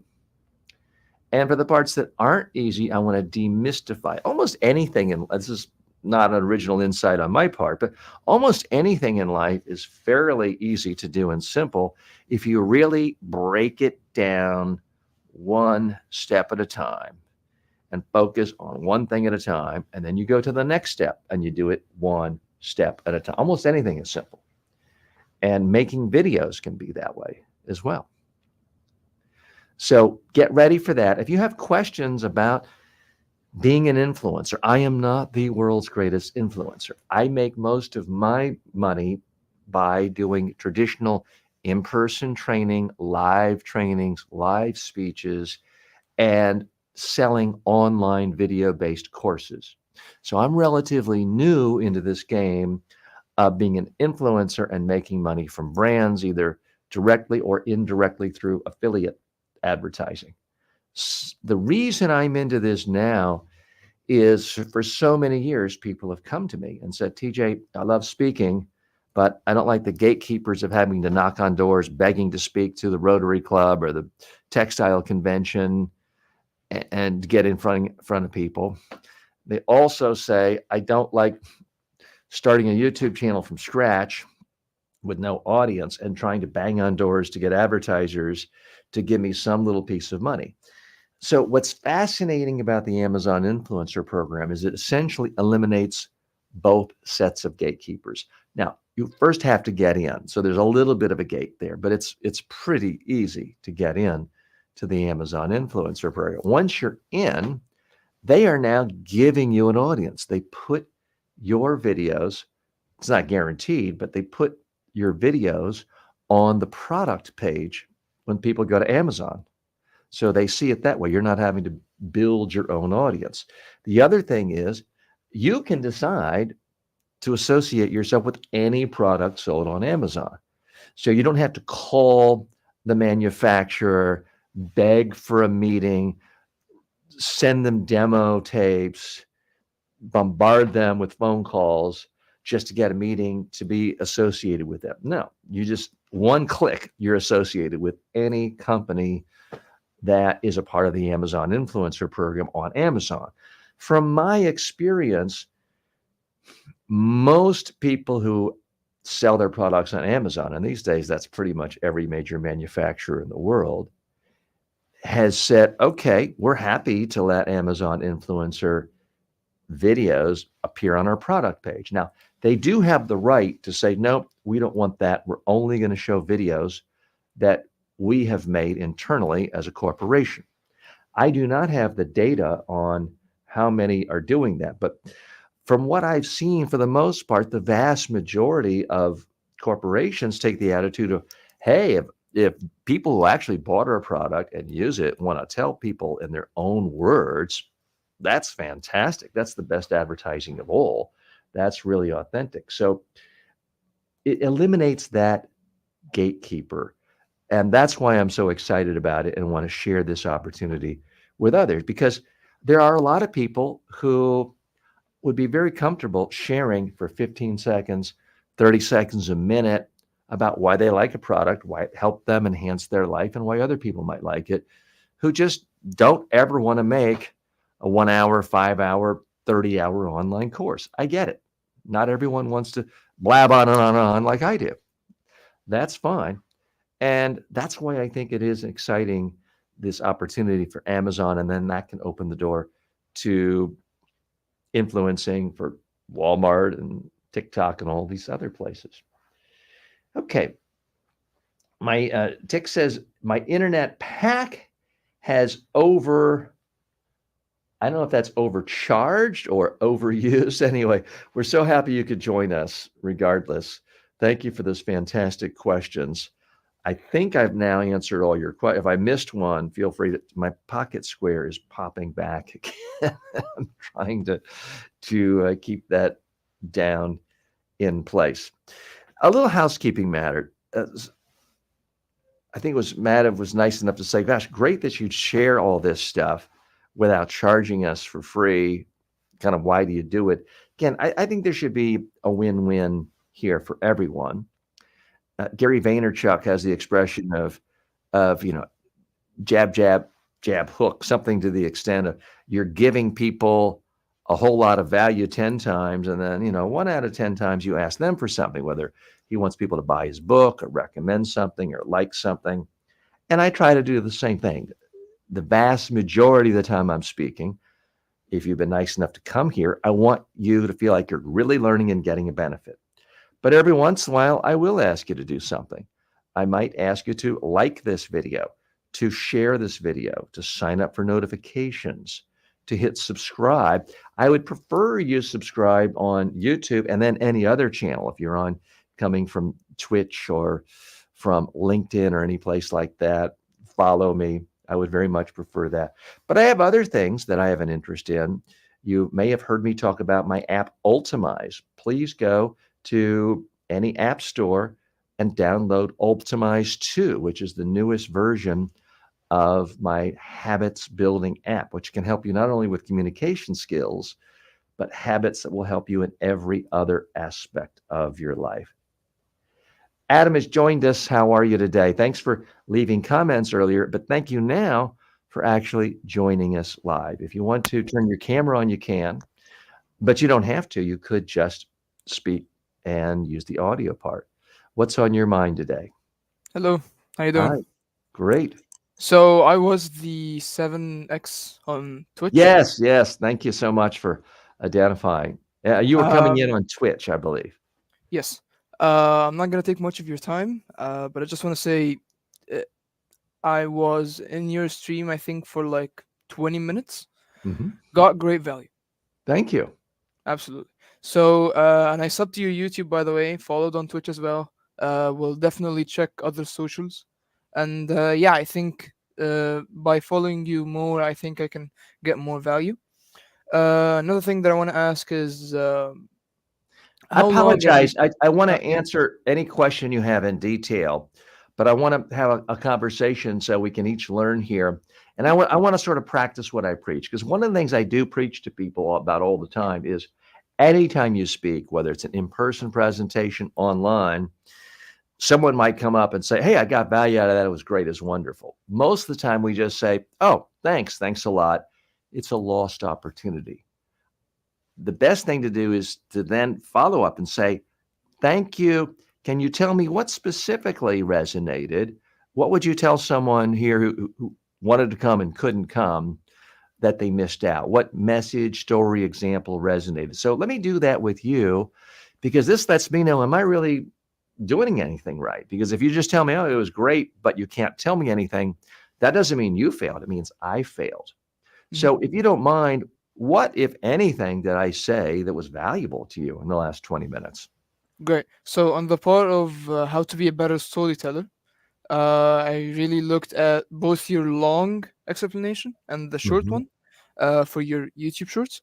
And the short one really stood out to me because, yes, there are people out there who write and, just work so much hard on their storyteller, like whether they're making a YouTube script or whatever, they're really working hard and putting effort in it. But there are other people who are much far influential, and the only thing they do is that they simply analyze themselves. So correct me if I'm wrong. I think that's what you said. Well, for the most part, yes. It's not just analyze themselves. They're simply sharing and reliving an experience they had. Mm-hmm. And that's really the easiest way to tell stories. Well, I appreciate your feedback. Thanks so much. Now I wanted to, and I do have one question for you, but it's your turn first. Go ahead and ask your question. Yeah, I was just going to ask, how long have you been in this communication expert field? I did my first news broadcast in September of 1975. Oh, wow. Which all that really means is I'm very old. Now that's a slight exaggeration. No, really. I think you're barely 50. Well, I am 61. I'll be 62 in December. Mm-hmm. But when I was 12 years old, I won a little contest at school, and I got to do the newscast the next day for my junior high school Oh, when I really? was in 7th grade. So that literally was in 1975. So we're coming up on half of a century. I did my Wow. first sort of media training for a congressional candidate I worked for in 1984. So it has been 40 years. So it's been quite a while. The fascinating thing is the world constantly changes. Obviously, we didn't have social media or Twitch or YouTube Yes. 40 years ago, but so many things are exactly the same. If you are frozen and stiff and trying to memorize or read to people, it was horrible 40 years ago and didn't work. It's also horrible and doesn't work today. Mhm. So there are some things that are exactly the same, but other things are very different. Like I didn't have to train people on how to give a great virtual keynote speech 30 years ago. No one was doing that. Mhm.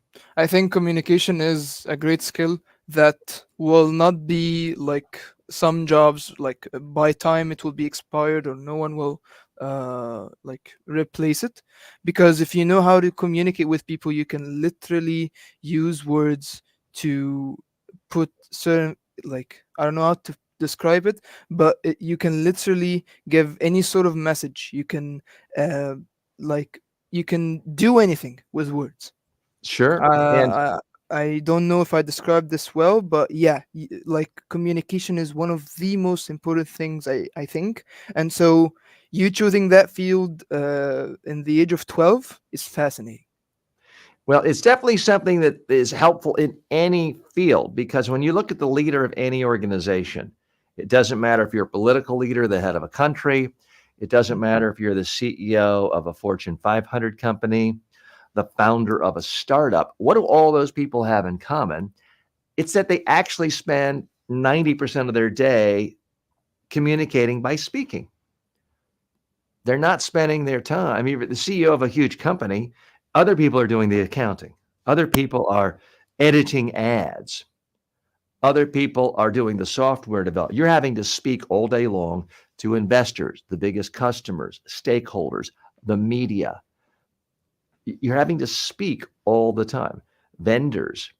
If you're a startup founder, you're having to spend all your time speaking to people you're recruiting, speaking to prospective clients, speaking to investors, angel investors, VCs. So the head of any organization has to spend most of their time speaking. So that's why I think you're absolutely right. It's an important skill for anyone who is ambitious. Now, it doesn't mean you couldn't say, well, I'm going to be the world's greatest painter and never speak to anyone. Okay.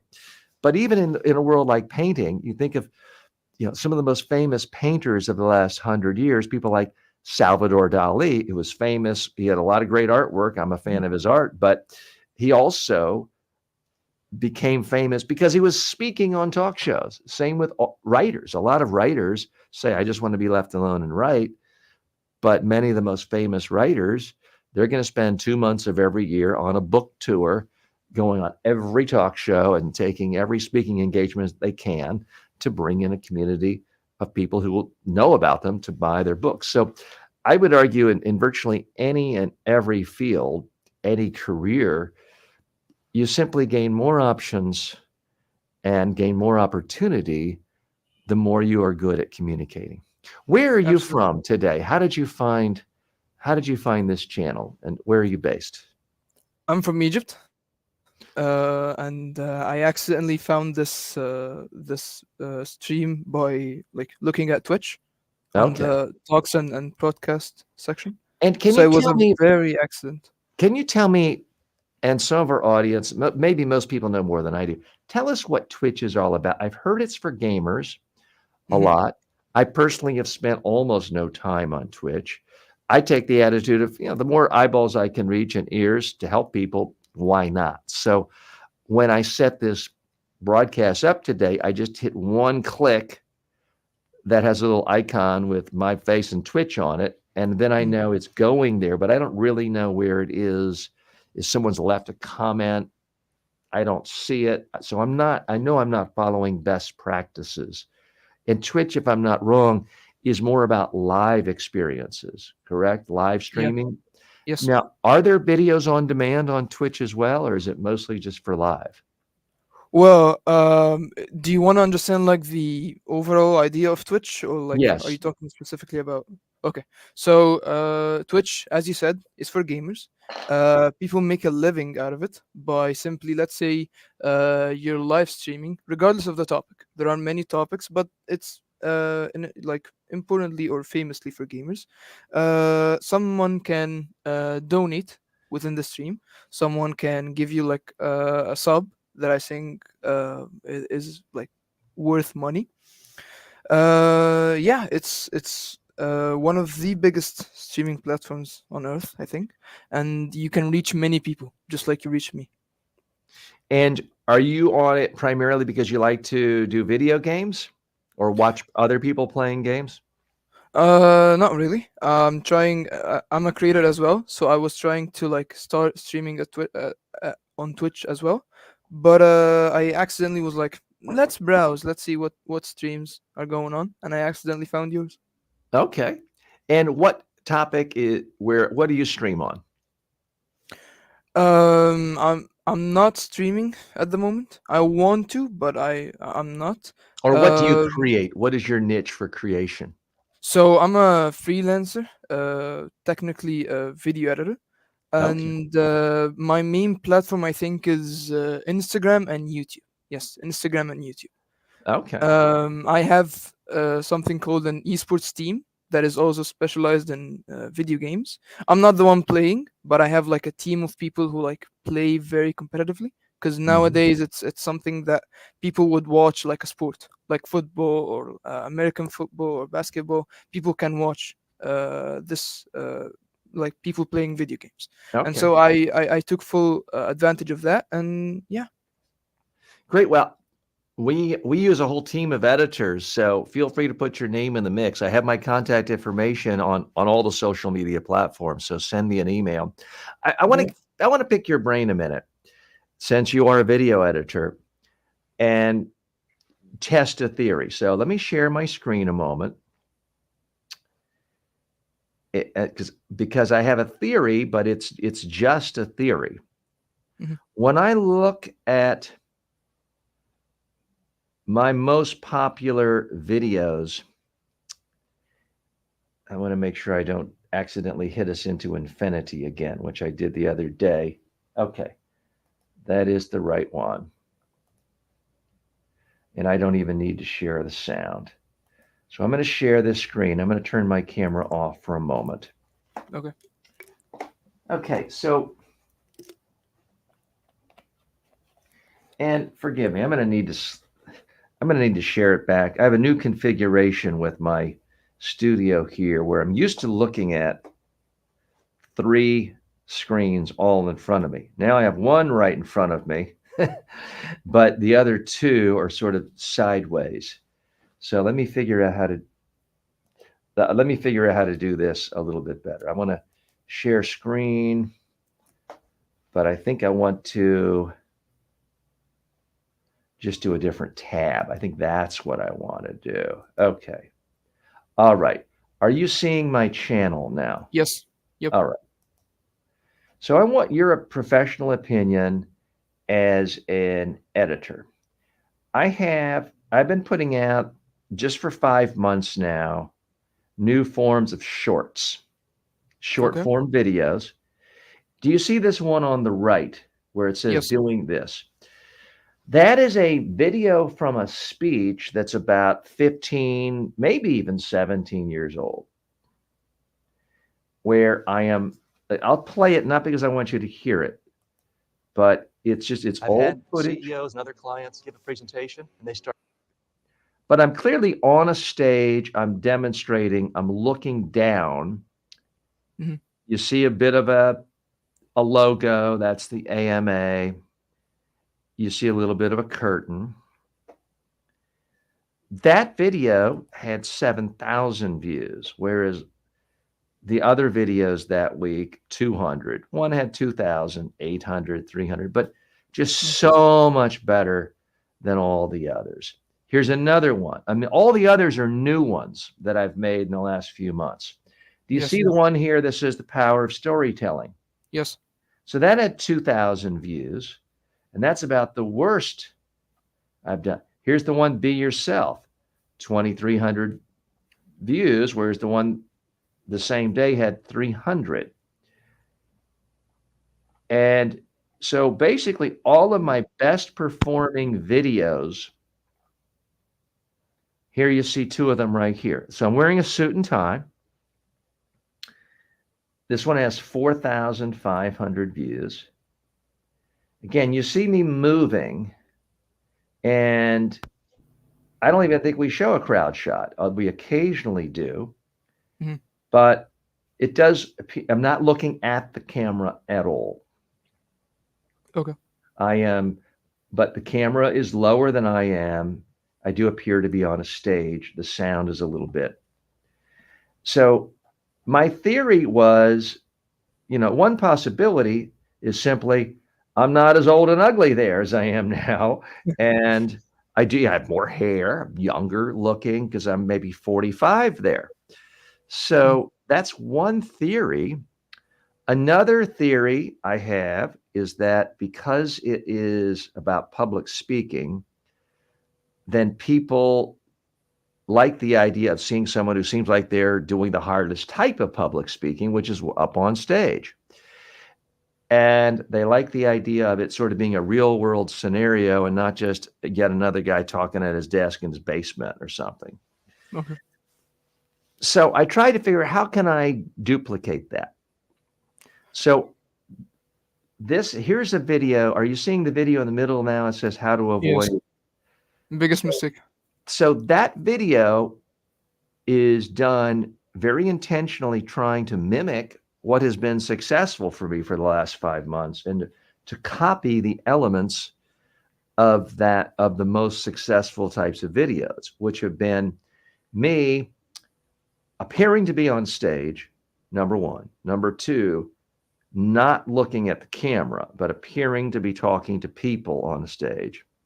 Number three, the camera lower than I am, where I'm sort of elevated and given stature.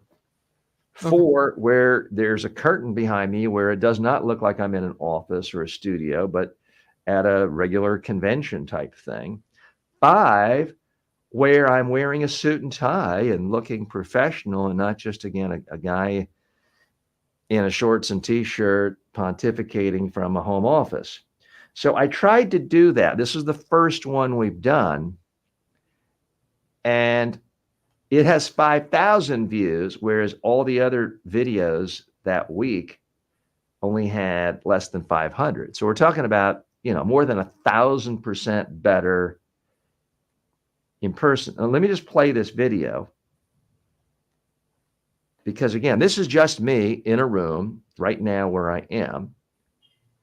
Now there's some editing, some clips, but I'm trying to put in more movement. And I'm not looking at the camera. I'm looking down intentionally. So what I don't know yet is have I figured out the right mix? I think you sort of did. Is it simply too small a database and the next 10 I do will have 200 views? Because I can't go ahead, I can't make myself look like I'm 17 years younger. And if I try to, I'll probably make myself look 20 years older. So I can't do that. But I could. So that's why I've created this particular angle. And now I see the camera is actually, I moved the curtain. That's what I did. So that is why I have camera 2 angled this way. So I'm specifically trying to come up with a question. I'm looking here, which I'm just looking at my bookcase. I'm looking here, which is a potted plant. But camera is lower than I am. And when I'm doing I'm intentionally doing short form videos where I'm speaking less than 60 seconds like this, because I'm trying to capture that same magic that's happened in my short form videos that are all edited from that speech from 17 years ago. Yes. Clearly, I don't want to keep mining old footage of me from 17 years ago. So, may I give my opinion? Now I want your professional analysis of, well, the big question is, why did those videos do well? And what do I need to be doing now Okay, great. to do it, get at least 5,000 views? And Okay. because, I mean, all things being equal, I'd be more comfortable in a t-shirt. But if I get 10 times more views wearing a suit and tie, okay, I'll wear a suit and tie. So that's why I've been wearing a suit and tie for the last month or so. Now, Well, here's the thing. now let me be quiet and listen to you. Thank you. So, here's the thing. For the videos of you from, I think it's been a long time, right? For the videos that 17 you- years. Yeah.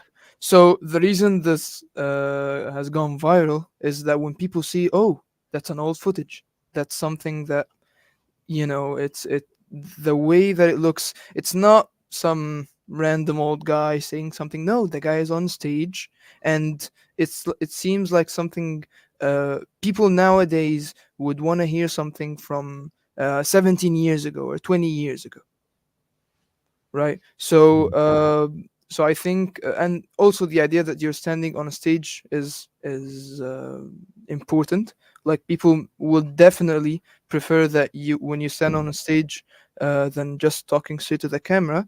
But preferably when people Does see this something. seem like I am, or can people see this is just a fraud? I guess No, it seems like you're on a stage. okay. So people nowadays, when they see something old from 17 years old, 20 years old, they're like, oh, that's interesting. So they stop. And nowadays, the attention span is very, very low, that people scroll within half a second. And so when people see videos and they're like, some old guy talking, nowadays, let's scroll, But when they see something from 20 years ago, regardless of what's the topic, they stop. They hear at least for 3 seconds. And that's when you get their attention. So I've that's been- interesting, but that doesn't help me at all create new content. The question Here's is, what my yeah. goal now is to create, how do I create new content that gets the same audience, the same number of views or more than that old stuff? Because I would put in that old stuff like 1 out of every 15 videos the previous 4 months. And Yes. every time, audience way up for the old stuff, way down the next day. And what I'd like to figure out is, how can I keep it up regularly? Because I've run out of the old stuff footage. So I can't just magically create more old stuff. I know. So here's how can I help you. I've been into video editing for about almost 3 years. And I don't know if I can share my screen here. Hopefully I can. Yeah, I think so. You should be able to if you hit. Give me 1 second. It may ask me to give permission, but I'm happy to do so. Thank you. Okay. So share screen. Yep. Okay. So I'm gonna just select a tab. Give me a sec. All right.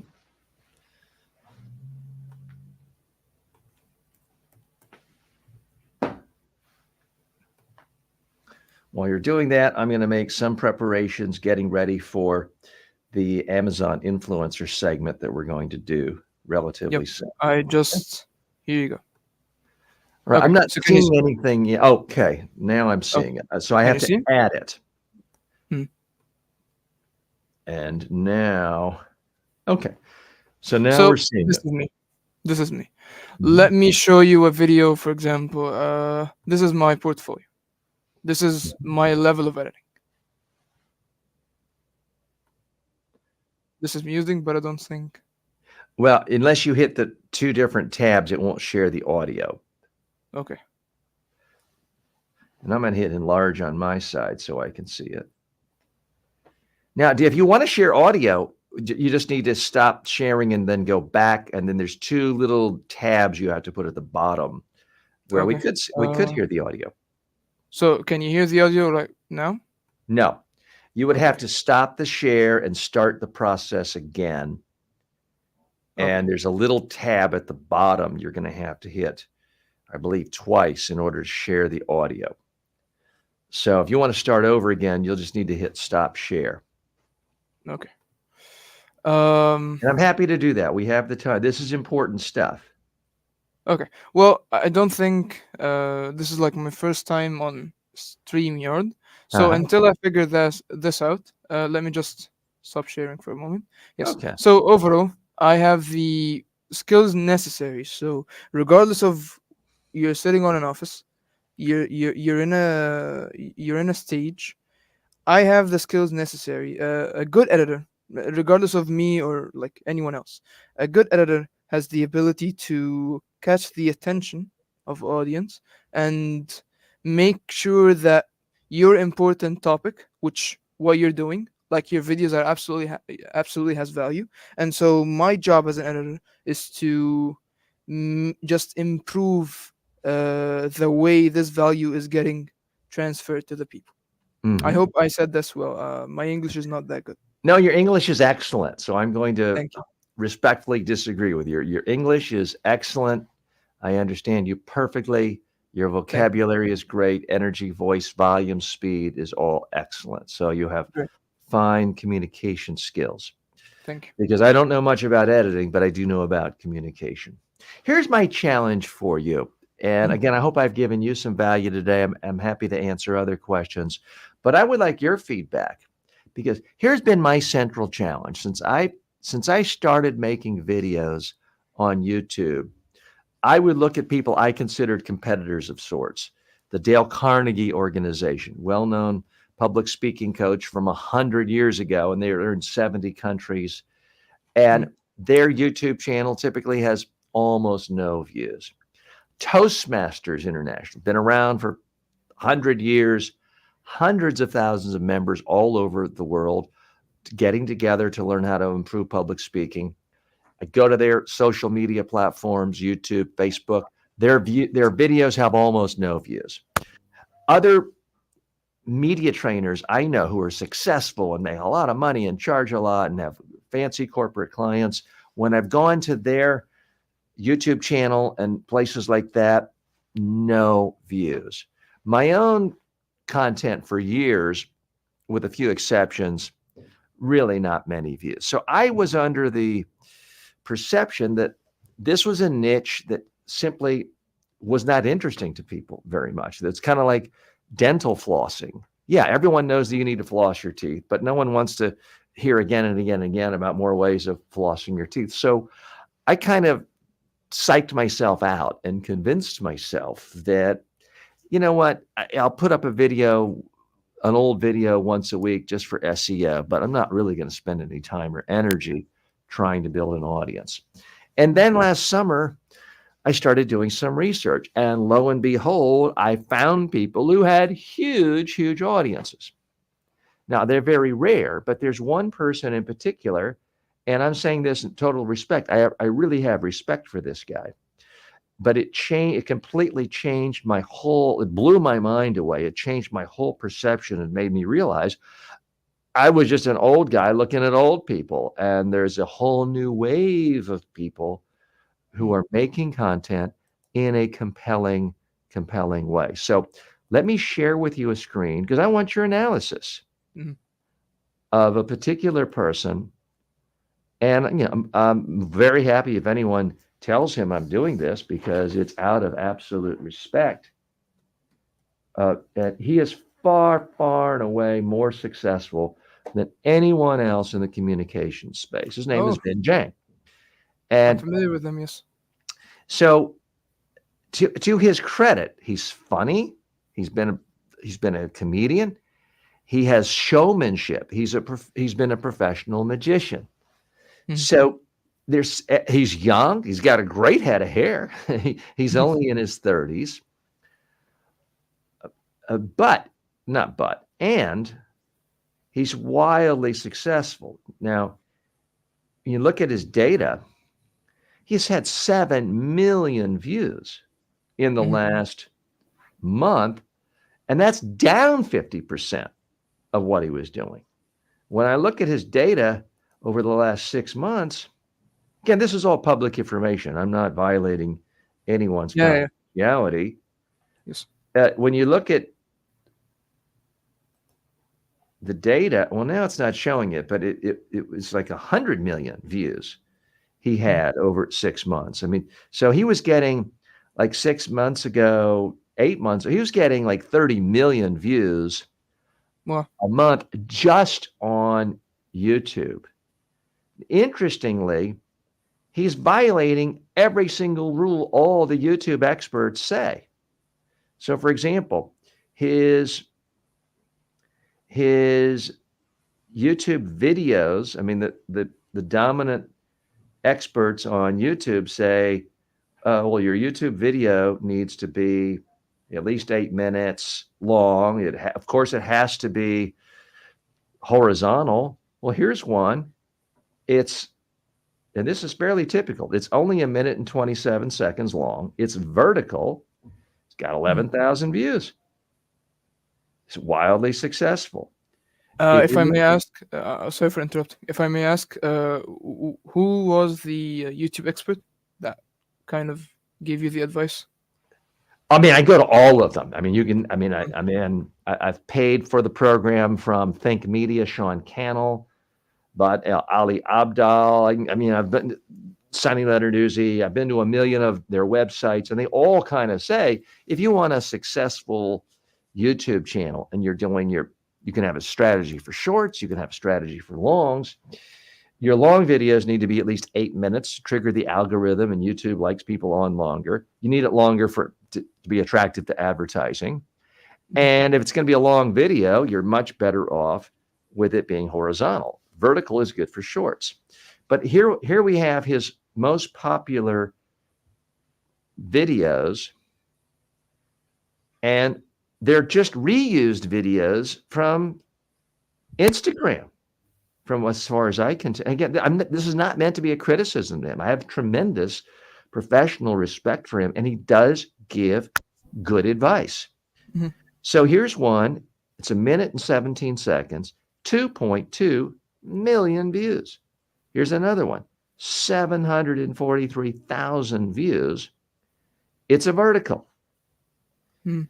Here's another one. Now, interestingly, his shorts are much more successful than his longs, because when you look at his most popular short videos, he has 47 million on that one. That's a bit of an aberration, but 15 million, 10 million, 8 million. He has, last time I counted, he has like more than 24 videos that are shorts that all have more than 1 million views. The other interesting, fascinating thing about him is this isn't even one of his most successful social media platforms. If you look at him on Instagram and TikTok and Facebook, he has even more subscribers there. Yeah. So on Instagram, 3.4 million followers. Just insane numbers of viewership. So he's easily reaching more than 1 million people a day. Mm-hmm. TikTok, he's killing it. He's at 1.8 million followers on TikTok. So this is what, frankly, what opened my eyes and changed my whole perspective, because I began to think that, again, no disrespect to him, but my thinking is, like, if this guy can reach 30 million people a month, which he certainly appears to be doing, shame on me if I can't reach 1 million people a month. You can reach more. You can reach more. Generally, you can reach more. So that's when I decided, let me really focus on this YouTube thing and social media thing. So beginning of September 5th is when I really kind of relaunched and went from just throwing up one old video that an assistant would pull out from an old YouTube or Udemy course and throwing it up once a week, not even paying attention, to actually producing new content. We started off doing one short form video per day, one long video per week. And after about a month, we escalated that to 2 shorts a day, 1 long a day. Then we escalated to going live once a week. And then we escalated to doing live once a day as of the last couple of weeks. Now we're still working out the kinks, still trying to figure out the lighting. And like even now, I see I did something where my lights are turning off in the middle of things. So I'm turning the lights back on. So we're still working generally, out. it's very good. The lighting is very good. I wanted to comment on that and say that like there are people who are reaching millions that have the same setup as you. So you can generally reach more people. You just Yeah. need content strategy and good editing. Yeah. And I think I So- can help you with that. Great. I would love to hear from you. I mean, you can see my emails are right there on all the well, the easiest one, you'll see it right there on the about section on my YouTube page. So send it to me. We have to switch gears because my videographer, who's also my wife, has just walked in. We're going to do live product demonstrations of creating Amazon influencer ads right now while I have her. And she's nice enough to help out. But please give me your assessment because I know I have a lot to learn. I also know that I do have a deep reservoir of expertise that people around the world want and need and appreciate. And I already have 2 million online students on just one platform of Udemy. And I have millions and millions and millions of minutes of people watching my content on that platform. I've got to somehow figure out how to make it work on this platform of YouTube and other social media platforms. But I know it can be done. I just haven't figured it out yet. So any thoughts you have would be very much appreciated. Hey, thanks so much. We got to switch gears now. Yes, I understand. Absolutely. But thanks. I'll be looking for your email. Great. And let me just add, Tick, for any final comments you have, and then we're going to switch over to making these Amazon influencer videos.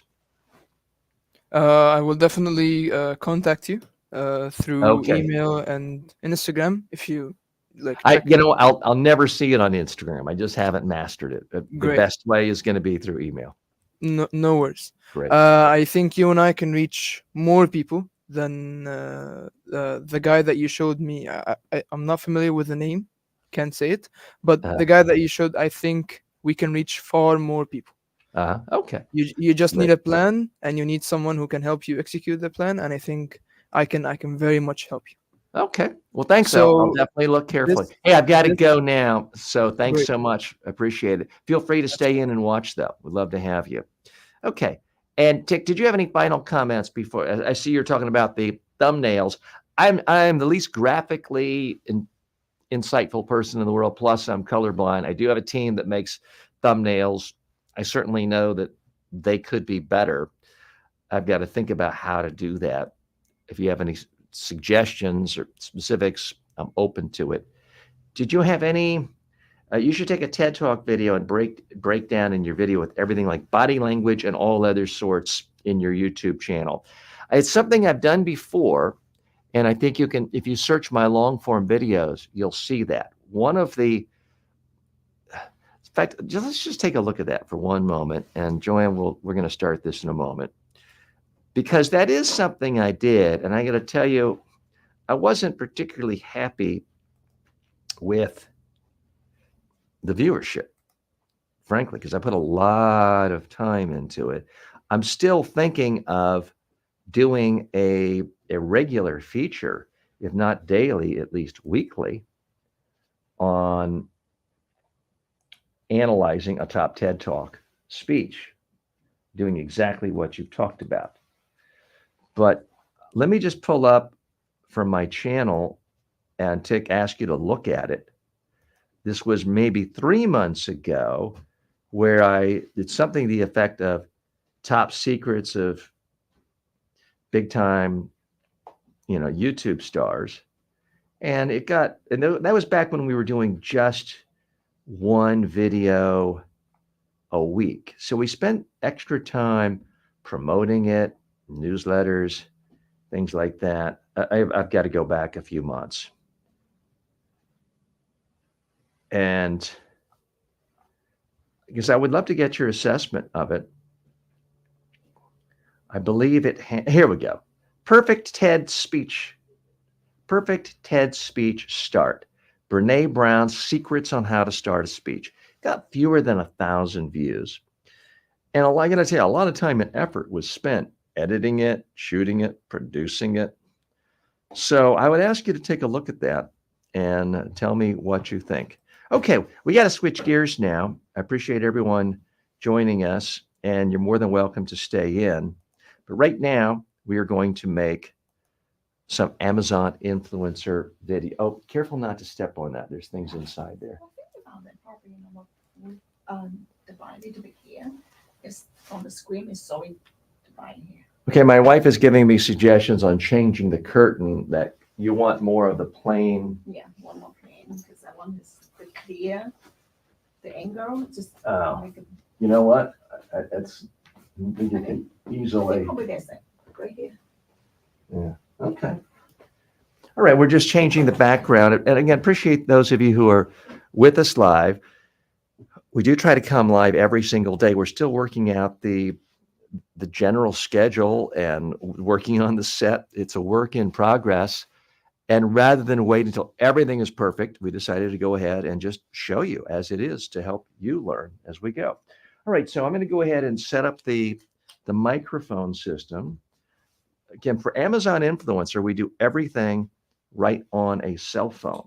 It's just much easier to quickly upload it and get it into the system with Amazon. So I'm plugging in a microphone that does boost the quality. It's not the microphone you hear me on now, but it's still a big improvement over just the built-in microphone. So I put the receiver in the phone. This is the microphone that goes with it. I hit the button on and want to see a green light. That means it's working.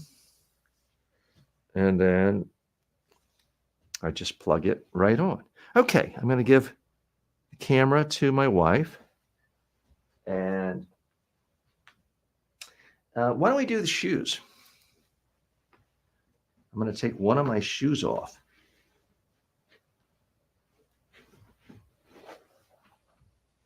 Okay. So we'll go ahead and yes, believe it or not, I am wearing a pickleball athletic shoe while wearing a suit. I wouldn't wear this out in public, but this is what I'm wearing today in the studio. Okay. And I realize I'm not quite framed for you, but I can't use camera one because my wife is standing with a camera right in front of it. So the first thing we're doing is taking a vertical picture, and she's just standing in front of me, taking the picture of the product. You know, one thing I think if we have less of, I can even turn that light off if it's too glary with the blue, because I have noticed in some of the photos, it does seem a little bit weird that there's these lights floating up. So now we've taken a horizontal picture. Now the first thing we'll do is take a 15-second vertical video of this testimonial product review that can be used for Amazon, Amazon Inspire. It could go in a lot of other places. Oh, you didn't take the horizontal yet. Okay, we're taking. Now, we try to do these quickly, but we don't want pictures that are so awful, like when my eyes close. And unfortunately, I blink more than the average person does. So we have to sort of delete those and take others. But so what we're after now is just 2 photos. So we just see it in line, boom, boom, boom, upload it. We don't have to use any extra discretion. I'm not using any editing features for these pictures. Is that necessarily the best practice? No, it is what I'm doing. Same with the video. We're not doing any editing on the videos. We're shooting it once, uploading it. My goal is a little different from others. I saw on a Reddit thread just the other day, people were saying they spent on average between 2 hours and 2 days making a video for Amazon. I'm trying to do 15 in an hour. So it's a different strategy. Not saying it's better or worse. Okay, we're ready for the video. 3, 2, 1. If you want comfort and stability and support in a pickleball shoe, this is the shoe for you. I've bought numerous pairs and I'll always buy this pair.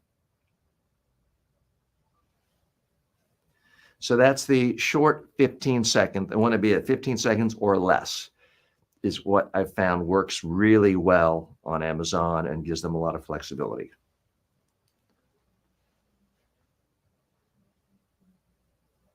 Three, two, one. I try to play pickleball every single day. It's great exercise. It's a lot of fun. And this is the shoe, the K-Swiss pickleball shoe. It gives me support.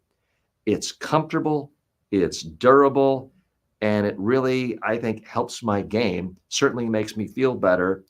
And it's a very reliable shoe. Okay. Again, is that the best perfect marketing? Would someone script it like that? No, I'm simply sharing what I like about a product. Now we're going to do a longer one. And this one, I am going to ask you to go down and see the other one. Okay. 3, 2, 1. I really got into pickleball a couple of years ago, and my tennis shoes just weren't going to cut it. So I Googled what's the most comfortable pickleball shoe and one that gives you the most support. And this is what came up, the K-Swiss pickleball shoe. And I used it, loved it, but I'm not really a shoe guy. So I forgot about the brand. The shoe wore out, and I thought, well, what do I do? And I Googled, what's the most comfortable, most supportive pickleball shoe? Again, it popped up. So now this is the only one I buy. I try to put it on every day when I play pickleball, but here's a secret. Look what I'm wearing right now. I have to stand on my feet all day long as the host of the TJ Walker Success Show on YouTube. And these are simply much more comfortable than dress shoes. So I like to use these for casual wear. And I wouldn't go out to a black tie event in them, but if no one else can see, I wear them even when I'm wearing a suit. But you're going to want to use these and wear these anytime you're on a pickleball court. Okay, so I try to weave in a little more personality. I got to put this shoe back on now. Weave in a little personality, put in a little bit of flair for a longer one for variety. And I'm going to sit down and put my shoe on again. And some of you have heard me see, and you've seen me talk about I wear Crocs. I do, careful, got wires there. I mean, I do typically wear Crocs during the day, but sometimes I do, in fact, wear these shoes. And yeah, they really are comfortable. So let me go ahead and tie this here.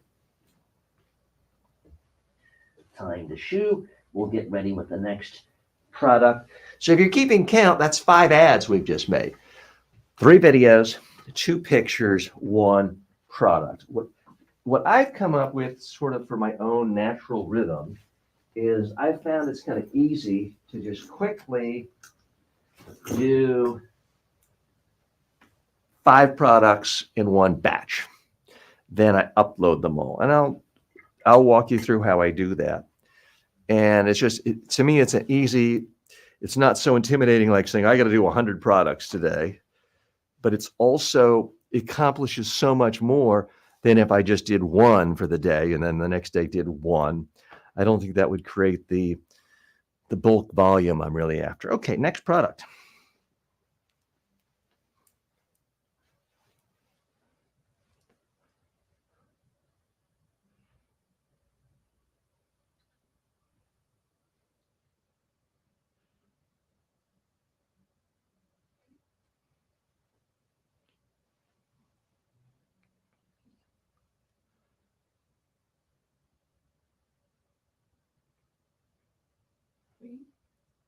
Wait, I'm sorry. Did you take both pictures? Yep. Okay. There's a video. Sorry. 3, 2, 1. My family and I love these beach towels. They're so light. We live at the beach. We go to the beach, but the last thing we want are big, heavy towels that weigh everything down. This is so light, it dries quickly. How long was that? I'm trying to get under 15 for the short. Was that long, or how many seconds was that? 14 seconds. 14 seconds. Not perfect all the time, but that time I was. Now we didn't actually do an audio check. What I try to do each day is the first time we make a video, play it back to make sure the mic was on and connecting properly. Let's just do a quick. Okay, so the audio is fine. Now we're going to go to the second video. This will be the horizontal video, which is we're trying to get to at least 30 seconds. 3, 2, 1. This beach towel is so light. It still gets me dry. I'm But- sorry. Yeah. That was I pressed the photo. Okay, so I make the mistakes most of the time, in which case we just hit delete and go over. But that time, same mistake I've made before too, which is you think you're hitting the video record button and it was on photo. We only lost 2 seconds, so it doesn't matter. So we'll do it again. 3, 2, 1. My family and I love these beach towels. It's so light. Now, it still dries me. It's great coming out of the ocean, coming out of the pool. But what's nice about it being this light is it dries so quickly. There's nothing worse than having the typical beach towel that's so heavy, it's burdensome even bringing it home, and it takes 3 days to dry. These towels are so light, you can throw 3 of them, 4 of them in a beach bag, and it's easy to carry home. You spread them out, and it dries easily and quickly after the fact. That's why we have not one, but half a dozen of these beach towels. Okay. Was that all one? Yeah. How many seconds was that one? 37. 37 seconds. So that's kind of a length I like for the horizontal videos. And now we're going to do a more expansive one where I say really anything and everything. Again, I don't know which video, if any, will get on a product page. That is typically where you're likely to make more money. If people can see it, if they can't see it, you don't make any money. So now we'll do a longer one. 3, 2, 1. My family and I love these beach towels. It's light and yet it's still huge. We live at the beach in Florida. We go to the beach frequently. We go to the pool frequently.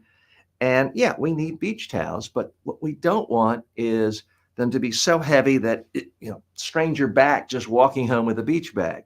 These are light, and what we really like is that they dry so quickly. They're thin, so you just throw them over a rail on the steps, and it's dry within a few hours. It's not the typical beach towel that's so heavy, 3 days later, they're still wet. So it's versatile. They last really a long time. We have not 1, 2, or 3. We have half a dozen of these.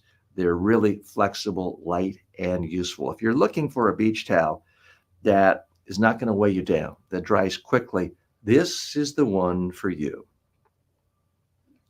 So again, if you're joining me for the first time, I haven't written these in advance. I'm not using a teleprompter. These aren't scripted. It's just me sharing how I feel about something. I genuinely, everything I'm saying, I do believe. I do like these beach towels. My wife likes these beach towels. That's why we're sharing them. Okay, that was the second or third product we've done. Sometimes it's easy to lose count. Was that the second one, John? Yeah, the second one. Okay.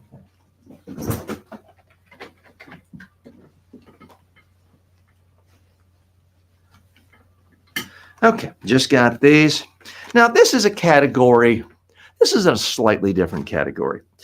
I seriously doubt I'll make any money from this. Who needs to really watch a video describing batteries? But what I'm trying to do is sort of set a precedent in my own family as just a standard operating procedure is if I buy something, I'm already spending money on it. I like it. It works well.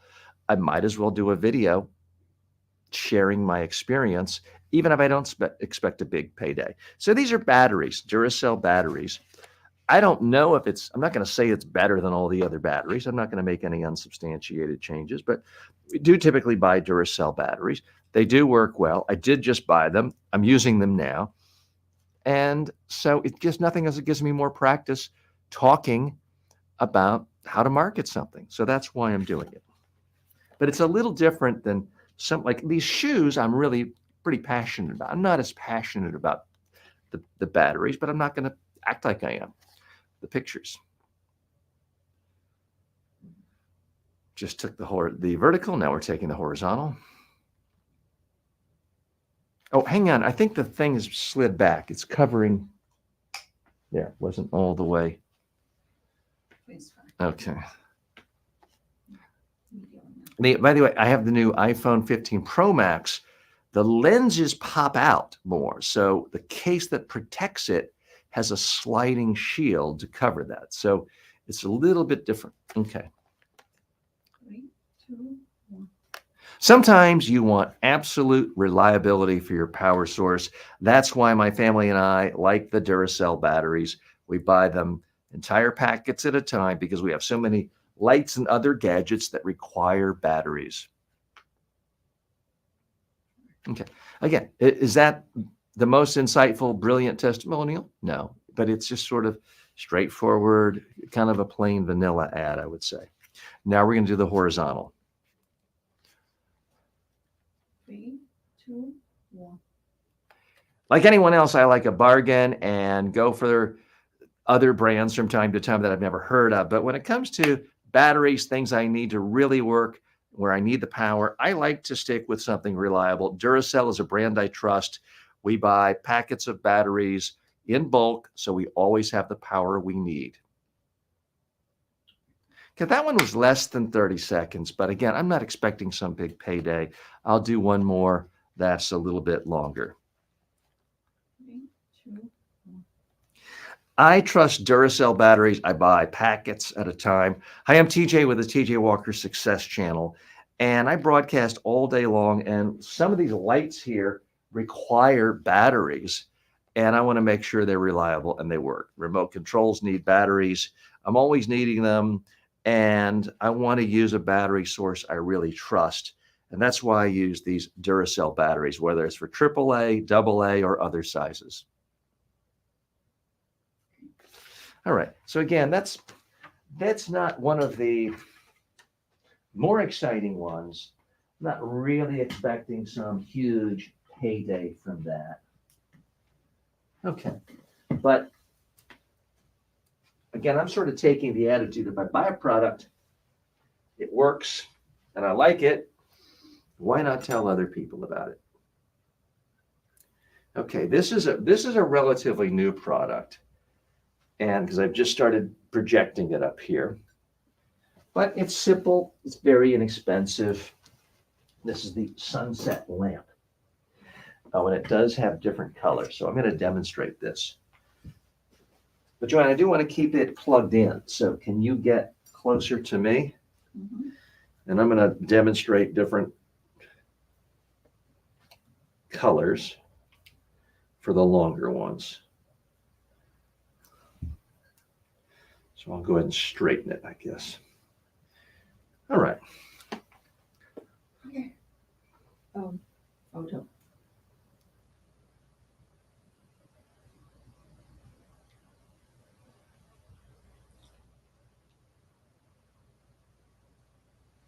It's a sunset lamp.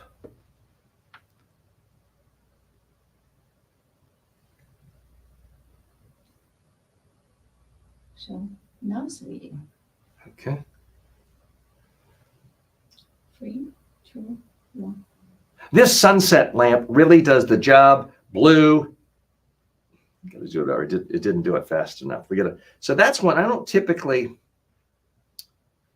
No, it's not okay.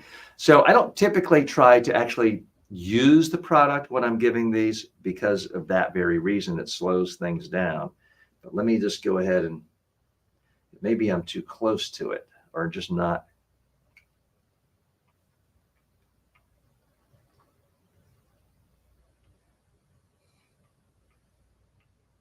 Well, I guess I won't change the color. Is it changing color? It's flickering. You know, this remote is communicating, interestingly, with the other lights I have. It's not changing the color, but it's flickering them.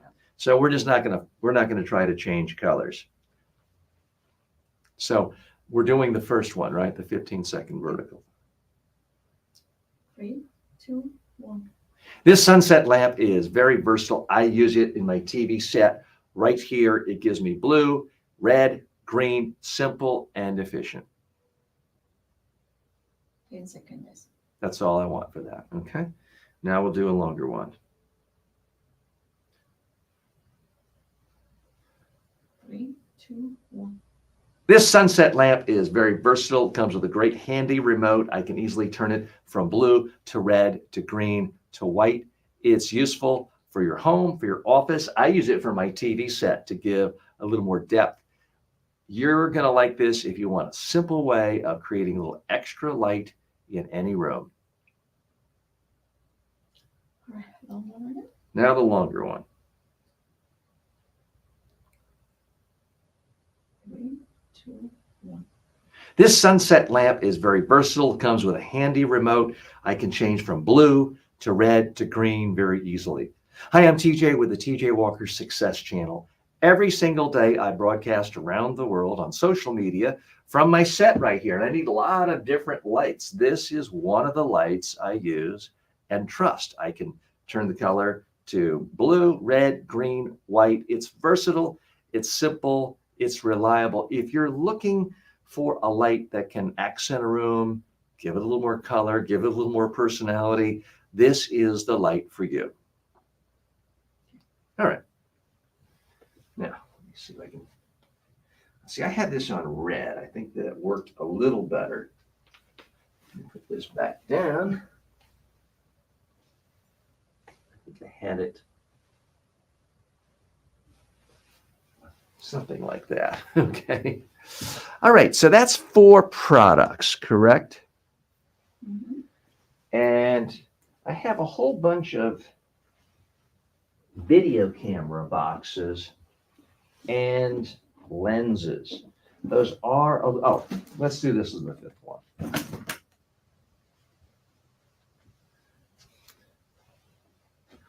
Okay. Bubble bath. Start with the picture. Just do the vertical, now the horizontal.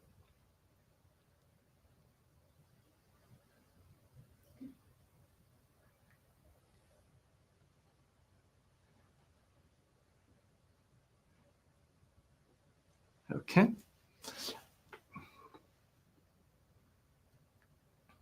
Three, two, one. Your kids are going to love this bubble bath. I know my daughter loves it. Let's do that one over. Sorry. So again, everybody makes mistakes. Don't feel like you have to do everything great in one take. I think that's the first time I've had to redo today, but what did I lose? A couple of seconds. Let's start over. Queen V or Queen the 5th?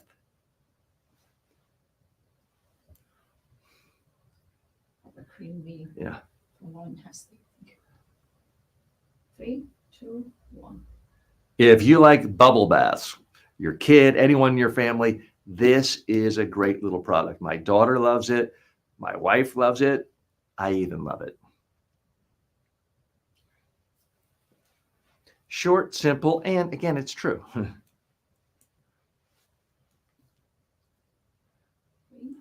2, 1. I got this bubble bath for my daughter. She loves it. It turns any bath into a fun time. My wife enjoys it. And here's a little secret. I enjoy a bubble bath from time to time. It's just much more relaxing. This product is very simple. You pour it in, the water's on, and all of a sudden you're transported into a land of bubbles. And now the long one. 3, 2, 1. Nothing like bubble bath. This Queen V bubble bath is a big hit in my household. My 10-year-old daughter loves it. My wife loves it. And you know what? Even I love it. Hi, I'm TJ with the TJ Walker Success Channel. part of what I really stress to my community is you got to work hard, but you've got to relax more too. And there's just something about a nice warm bubble bath. I don't care who you are, it is a more relaxing experience. If you want a simple way of doing it, the Queen V bubble bath will work for you. So again, this isn't scripted. I'm not saying that's perfect, but it is true. It is real. It is how I share it. Okay. So we started, I believe, at about 10 after 11. Joanne, it's 11:53. So really, we're right about 40 minutes. I'm now going to share with you the rest of the process of uploading it, tagging it, labeling it, captions. It's a little bit tedious. It's not must-see TV. It's not Mr. Beast, but it's a part of the process. And I want to be transparent with you on the process. So I want to say thank you to Joanne for helping out today.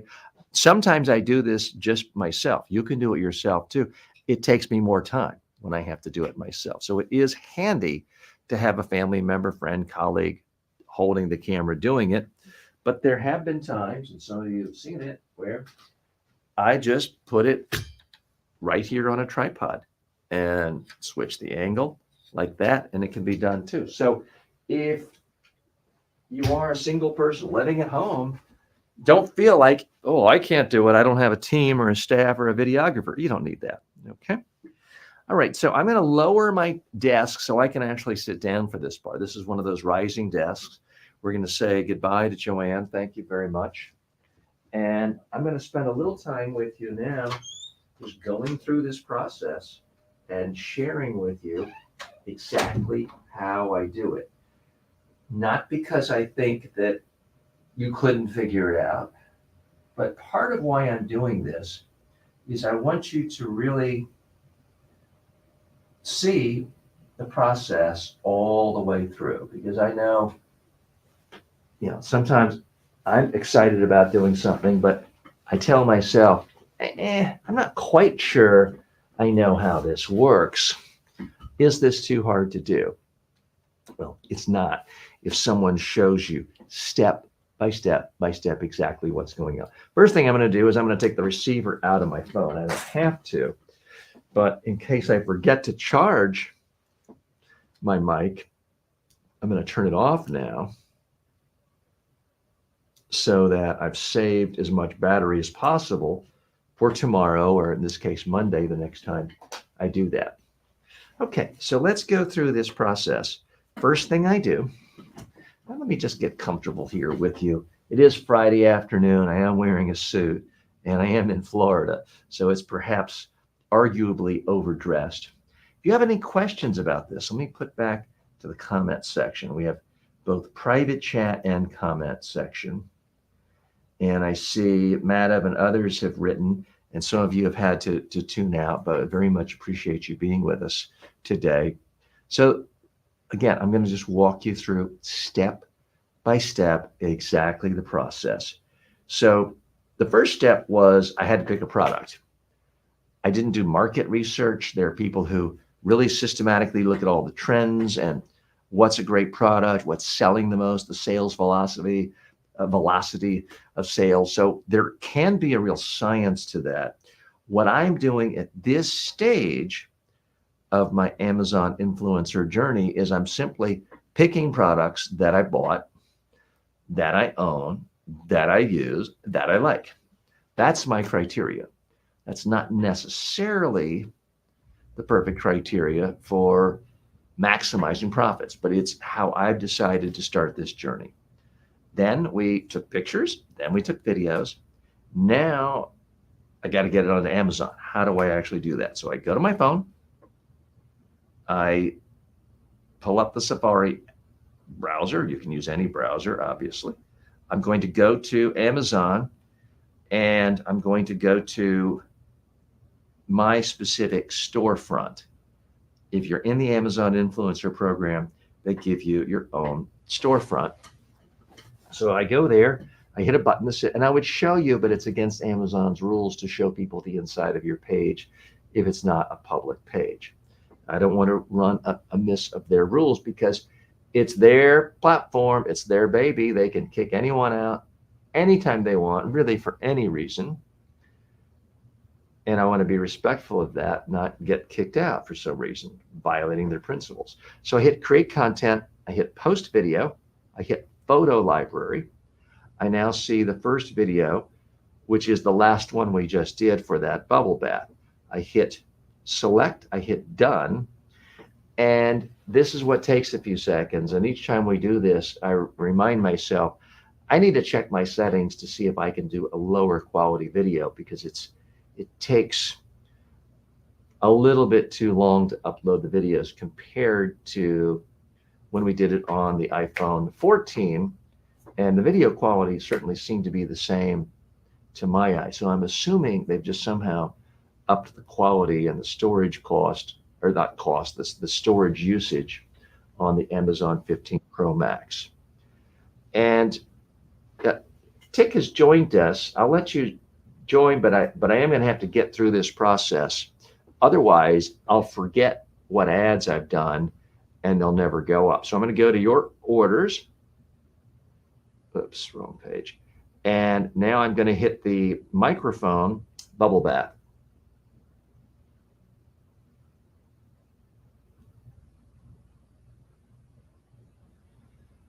So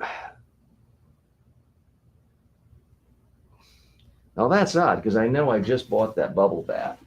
Let me pull it up on Amazon. This is a relatively new product. And I don't know why it didn't show up. So I'm going to put Queen V in it. That's the actual name.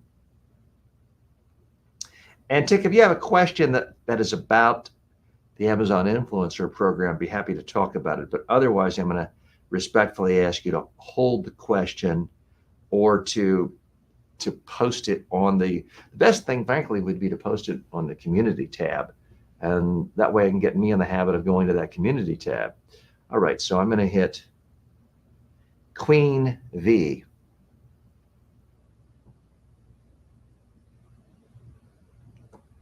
Now it showed up. So I'm tagging the product, hitting done. Now I am doing the title.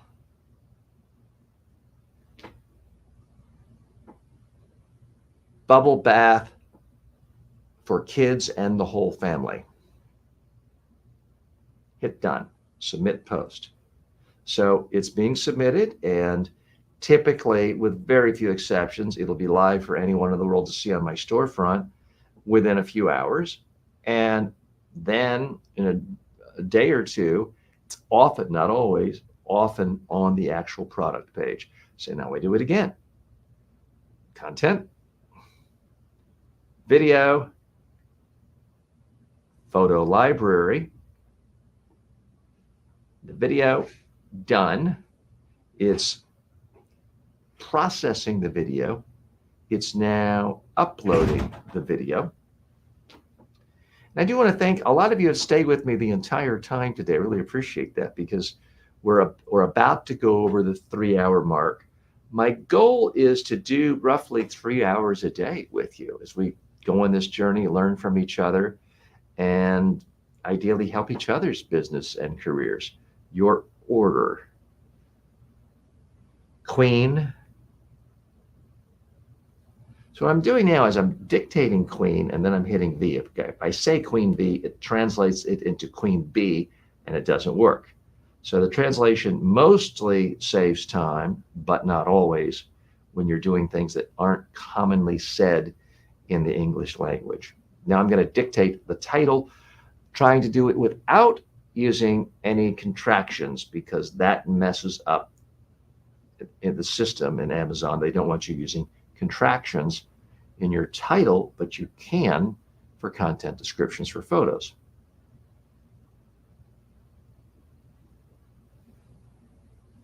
Big bubbles for a big bubble bath fun.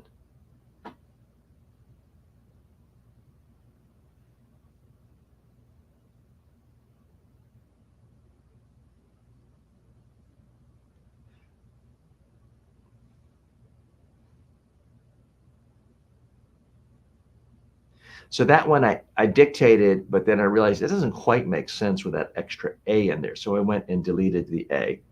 Go to storefront. So that one's done. I hit video, photo library. I go to the third and final video for that product. I hit done. It is processing the video. It is uploading the video. And Tick, I know you were there and now you're gone. If you do have a question, feel free to share it, especially if it's about the Amazon Influencer Program. Okay, your order, queen,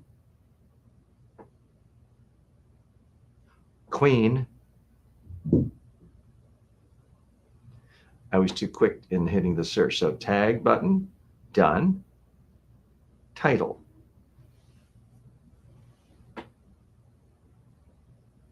Fun with bubbles for the whole family. Again, I have to remind you and myself, the way I'm titling these is not necessarily best practices. You could use, this is the perfect thing if you wanted to use ChatGPT, other artificial intelligence to find the absolute maximum converting title. I'm doing this because I am under the belief that for right now, the titles and the captions don't matter as much for Amazon influencer videos. It's better to have just more videos and ads up there. People are deciding they're looking at videos. They're likely to tap it. But so I'm just saying the first thing that comes out of my head that relates to this. It's not necessarily best practices for these captions. So now we're going to the pictures. It's unclear to me how often and where the photos are posted and how you gain this. I also, frankly, don't think that anyone really wants to see bubble bath with a man wearing a suit. It would be more appropriate to see someone, discreetly covered, but in an actual bathtub with bubble bath. But I just wasn't going to take that much time for this product, not knowing if I would ever make any sales. Your orders, search, queen, tag product, done, caption, which is different from title. Bubble bath that creates a great experience for you and your family.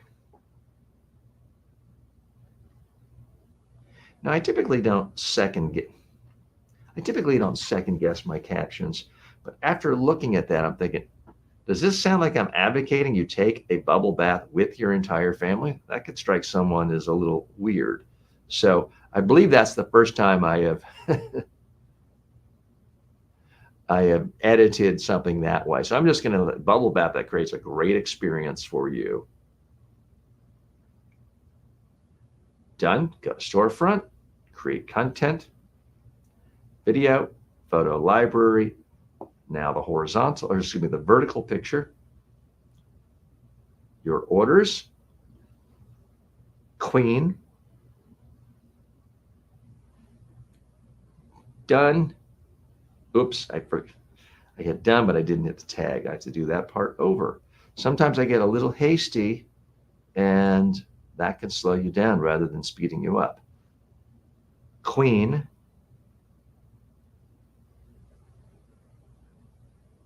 typed in the V, hit tag product. Now I hit done. It's there. I'm writing the caption. Turn your bath into a bubbly adventure!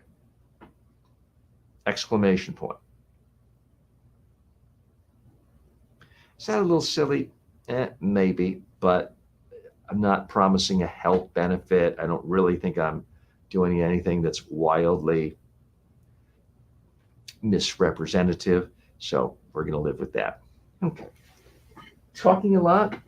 Going to drink some water.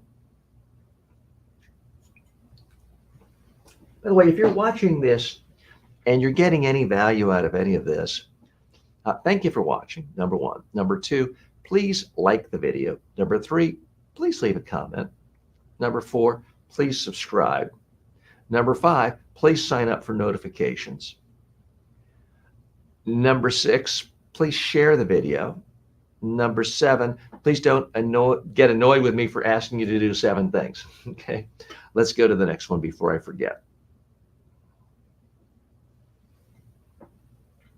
Zach says, can't believe that only one person watching the stream and that person is me. I'm going to make the change because you deserve millions. Well, thanks a lot. By the way, you're watching on YouTube. I'm seeing what looks like half a dozen people are watching on different platforms, because some people can watch on Twitch, some people can watch on LinkedIn, some people can watch on a couple of my Facebook pages, and we've had a lot of people come in and out for the last 3 hours. So I'm frankly not really worried about how many are watching any one stream. Plus, people can watch this on demand later. Plus, we pull clips of this that are then edited into more polished short form and long form videos. So again, I don't have Mr. Beast numbers, but if you look at all the people who watch me across all the platforms in a typical month, we're not that far away from 500,000 total views. So I am very encouraged by that. Oh, and Adam says he's done all of those things. So very much appreciate that. Oh, you sent the email. Great. And you say you've done all, and I just asked people to do 7 things. So thanks a lot for that. All right, let me put this away so I know that I've finished with the bubble bath promotion. Now I'm going to hit post video, photo library, going to the next product. This is an ad for that light. I'm hitting done. It's processing the video. It is uploading it. Woodpecker says, I posted a comment on your community. Well, Woodpecker, I haven't read the comment yet, but thank you so much for posting. I certainly love praise and anything you got of value, but frankly, even negative comments help a channel grow. I'm certainly not encouraging people to leave nasty comments, but really any engagement is a good sign and is better than no comments. So thank you very much for doing that. And Woodpecker, if it's not too much work, if you want to share it again here too, that way I can see it and perhaps respond to anything you said. So this is, I'm not supposed to show you this, not that it's, I don't mind you seeing it, but Amazon doesn't want you seeing their inside processes for, I guess, competitive reasons, because they don't, I'm assuming maybe they don't want Walmart to know. So now I am tagging the product. This is the sunset lamp. Sunset lamp. Sure enough, it pops up. I'm tagging the product. I'm hitting done. Title, dictation. Add color to any wall or room.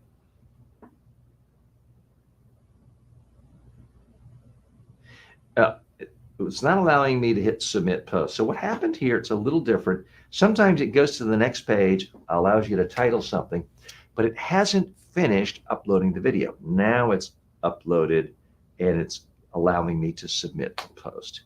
So I'm hitting submit, go to storefront, create content, photo library, second video. This is the second horizontal video. I hit done. It's processing the video. It's uploading the video. And as you've no doubt noticed, this is not the most exciting thing in the world. Guess what? Every great job I've ever heard of, there are tedious parts to it. Probably the most tedious job of all is being a movie star, because you're just sitting around all the time and you're saying the same one sentence for a day or two. Sometimes it's just raise your left eyebrow or raise your right eyebrow, and you're doing that over and over again for 2 days. So a lot of jobs that seem glamorous, and being an influencer these days, being a YouTuber, a content creator, is considered to many to be one of the most glamorous fields out there, and I certainly enjoy it. But there are a lot of tedious cutting and pasting and typing things going on that you have to do.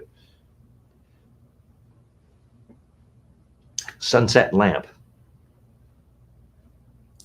So tag done, title. This little lamp will cast a big light in your room or office. Done. Submit. Go to storefront. Create content. Post. Video. Now I go to the short form vertical. This is only 10 seconds. It's processing it. It's uploading the video. It's going to send me to the page in a minute that will allow me to text. By the way, if you do have any questions about the Amazon Influencer program, I'll share with you what I know from the perspective of someone who's been in it now about 8 weeks. I'm not someone who can say, well, I'd make $10 million a month and do everything my way and buy my clothes. That's not me. Maybe one day it will be, but that's not what I am purporting. That's not the expert I'm purporting to have for you today. I'm simply sharing with you my journey as someone who's 8 weeks into this process. Sunset lamp. Tag, done, title. Project color onto your walls and room easily.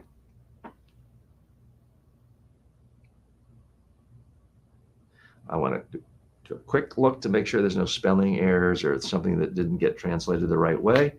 I hit submit, go to storefront, create content, post library, photo library, and now I'm going to go to the pictures.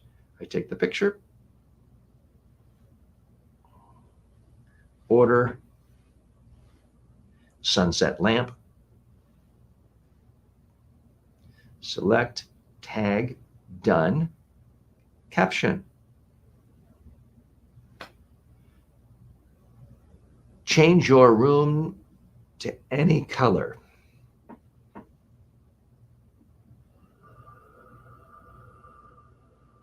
Well, that doesn't happen very frequently, but I think my voice just croaked. I do recommend when you're giving a speech, even if it's a short one, have some water nearby. When you're speaking, even if it's close to one camera, to one person, you're blowing air out your vocal cords, it dries them out, and you could really choke. You could go hoarse, your voice can crack. Keep your voice lubricated and your vocal cords lubricated. Also, throughout the day, drinking green tea, which you may have seen me do a product advertisement for just, perhaps it was yesterday. But in the last couple of days, I am not drinking coffee and caffeine products and milk or sugar products all day. I try to limit to just water, sparkling water, plain water, which I have another cup for, and green tea is what I try to drink throughout the day. So create content, photo library, and I think I didn't do the final photo for that one. So yeah, that one doesn't look familiar. So your order, sunset lamp, tag product, done, caption, a small little lamp that casts big color throughout your room.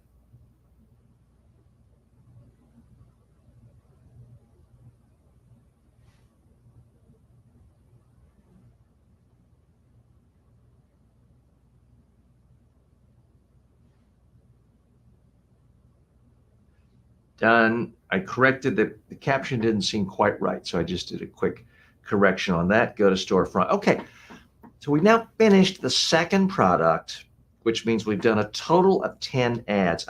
This is today, for whatever reason, maybe it's Friday, it's going a little slower than it has in the past.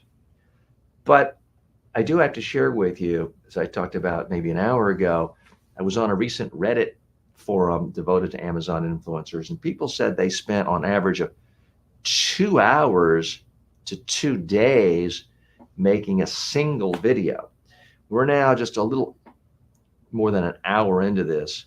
We've completely done soup to nuts 10 ads, and we've shot everything for 25, and we're going to try to finish that, I hope, in the next 10 minutes or so. So we create content, video, photo library. Now I'm going to the next product. These are the batteries. And it's processing the video. It is uploading the video. In just a moment, it will ask me to tag it. That should be a pretty easy one. These are Duracell AAA batteries. And again, I want to point out, you might go to a forum of someone who's a really experienced Amazon influencer, say, oh, I saw this guy doing a review of batteries. What do you think? They might say, that's the dumbest idea I've ever heard of. No one needs to watch a product review about batteries. And they may have a good point. I'm doing this again as just sort of a new practice, a standard operating procedure. And frankly, I'm trying to do something that Jeff Bezos has done at a much larger scale, obviously, where he tries to turn expenses Amazon had into profit centers. If I'm already buying this, it's an expense. If there's a chance I get a couple of sales in, maybe I turned it into a profit center. Your orders. Duracell AAA batteries. Tag product, done. Title. Reliable batteries you can count on.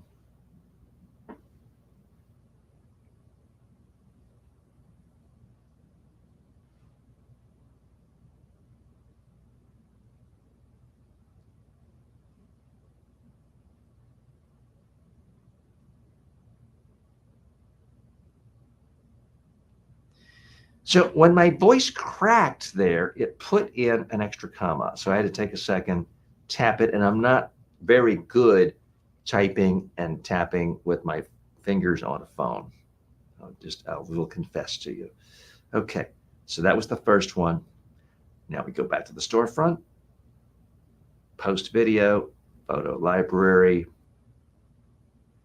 second Duracell video. I hit done. It's processing. It's uploading. And I see some of you have had to leave. I really want to thank you for spending time with us today. And it's been a fun week. We've spent a lot of time together and really hoping to do this in a mutually beneficial way, not next week and the week after and the week after. I'm trying to come to you live any day where I'm not traveling, where it's not a weekend or holiday, and I'm not already booked doing a training or giving a speech. So that's how we're trying to schedule this now. Your orders, Duracell batteries.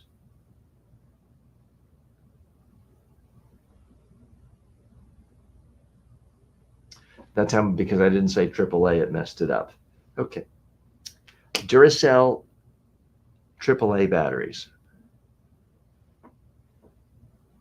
That time I got it. I'm tagging the product. I'm hitting done. I'm going to the title. These are the batteries I count on. Submit post. And I see a couple of folks joined our live stream, and I wanted to say thanks for stopping by and welcome. We're going through sort of the tedious part of being an Amazon influencer of how you actually upload, label, tag your products. So that's what we're doing here. Storefront. Okay.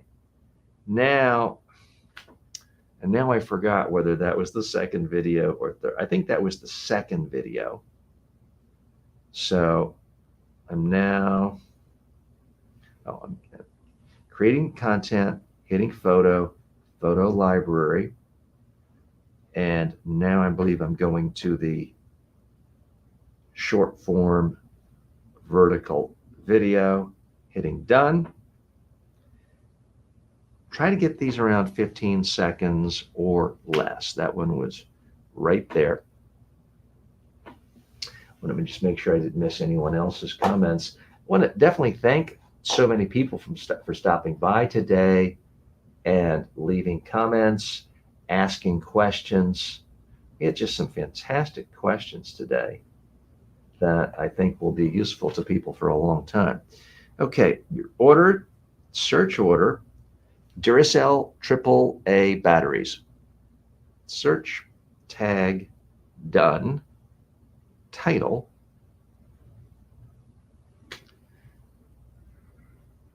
My reliable power source. Submit. Go to storefront, create content, photo library.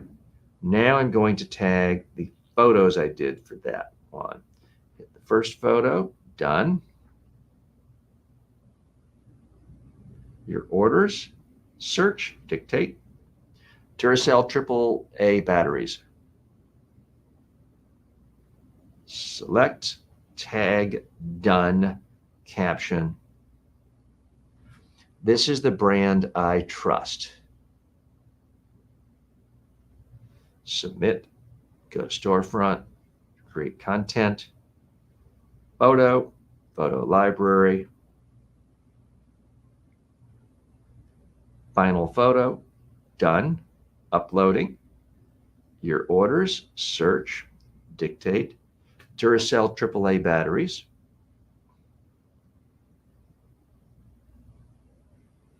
Did something wrong there. So sometimes you get a little too cute and a little too fast. Duracell AAA batteries. Now I popped up, tag, done, caption.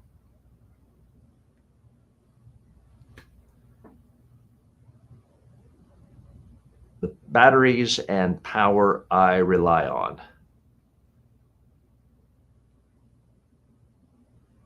Done, submit post, go to storefront. Okay, so we finished the third product. And again, I hope you see that this isn't that complicated. It's not that hard. And when you really break it down step by step, none of this is that complicated. Again, we're not supposed to get into the specifics. I could certainly tell you, I don't think anyone's going to be offended. I'm not making millions of dollars from this, but it is giving me entree into a whole new revenue stream, essentially a new business, but it's building upon existing skills and existing parts of my business of presenting, teaching people to present, demonstrating presentations, because this is a particular type of a sales presentation that I'm doing. And that's what has gotten me interested in this in the first place. So I'm hitting post, photo library. Now I'm scrolling through all the videos and pictures I just took. Now I'm going to the next product, which is the beach towel. And these really are nice beach towels. My wife found that. I should have given her more credit for it. But we have a lot of these old traditional beach towels, and they're so big and bulky. And yeah, it does feel luxurious if you're drying off and you're a little bit cool. But they just take up so much space, and they take up the whole dryer. And you put them over a rail at home, and they take forever. These beach towels are so thin. It's thick enough to dry yourself off, but then they really dry out quickly, and they're just not heavy. So that video is uploading. I'm going to take this as an opportunity to get a little more water in.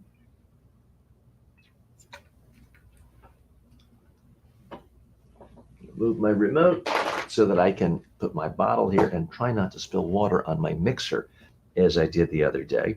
So it's uploading the video I just shot. Those of you just joining us may think, well, what is this guy doing? We're doing a demonstration today where I'm actually making Amazon influencer videos. So we've shot the videos earlier and the pictures. Now we're doing the somewhat tedious process of uploading it, tagging it, putting the captions, putting the titles, and submitting it. So now I'm going to your order, beach towel.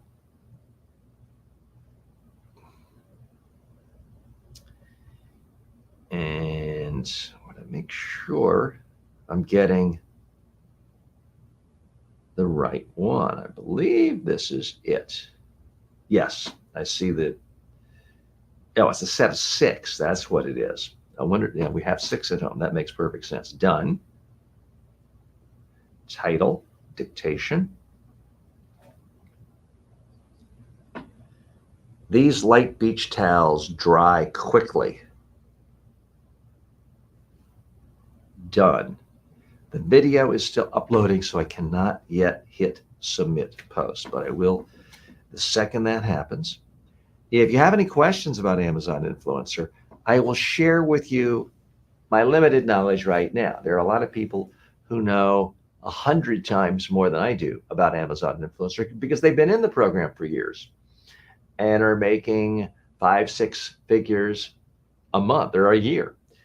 I know 100 times more than a lot of people who've never been in the program before, never made their first video. So that's what I'm trying to share, my level of expertise. I hit submit post, go to storefront, create content, post video, photo library. And now I'm going to the second video. This one 38 seconds long, which is kind of the length I'm looking for. I want more than 30 seconds and yet not too long. So it's processing the video. It is uploading the video. This, again, for whatever reason, is just taking a little bit longer with my newer, more powerful phone. I'm not quite sure why it should be doing that. And perhaps one of you has more tech savvy than I do and can let me know why it's doing that.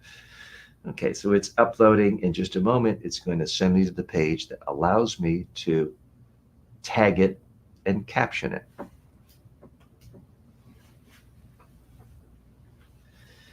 By the way, I hope you're having a great Friday. I do like to work hard all week, but I like to enjoy my weekends and try to get away from making videos, putting on makeup. I don't put on ties on the weekend. Beach towel.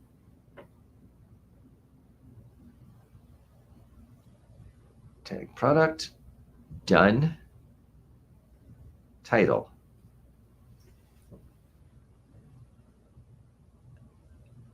This towel dries quickly.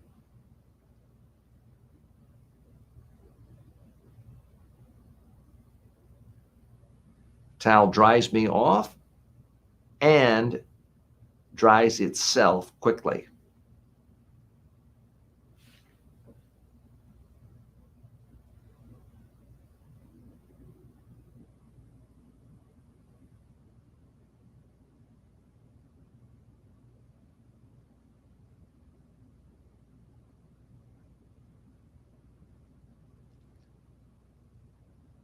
That one, when I dictated it, it made it a mess. It was not pretty at all. And so I had to quickly change it. And I didn't want to talk about it because I still had the dictation thing on. That's why I wasn't saying anything. Let's go to the storefront. Now we're going to create.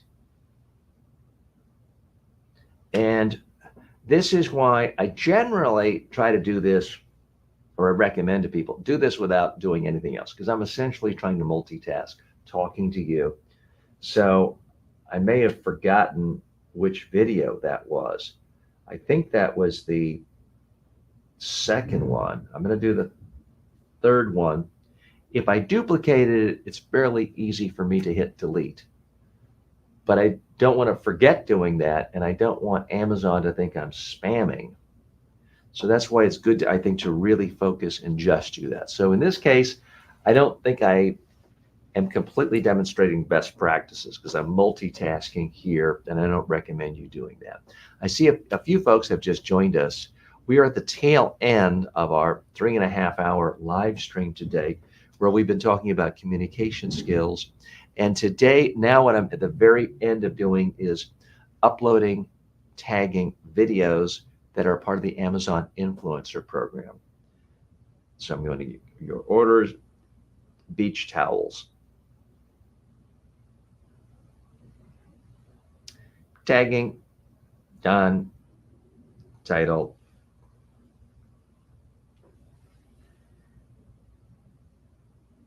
Light towels that get the job done and won't weigh you down. Now I see I put a contraction. It's still dictating. I put in a contraction. I knew that was a problem, so I'm going to delete it.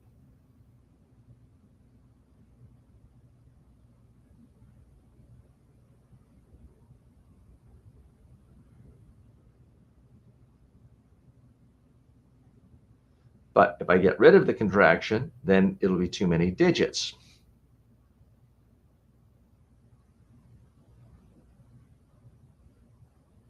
Lightweight, exclamation point. So I'm just re-emphasizing. That is really so much part of the appeal of these towels, is they're just much lighter than any other beach towel I've ever encountered. Create content, post, photo library. Now we're going to go to the photos. First photo, done. Your order, beach towels. Tag, done, caption. Beach towels that look great and are extremely lightweight. Done, submit post, go to storefront, create content, video, photo library, tap the picture, done. Your order, search, microphone, beach towels. Tag, done, caption. Lightweight beach towels that are incredibly light and dry quickly. Maybe a little redundant, but that is the chief selling point, so I'm not worried by that. Go to storefront. Okay, we're 4 products down, 20 total ads down, 1 product left, 5 things more to upload. And if you have comments here, or if you're watching this on demand, you can always leave comments on the video on demand.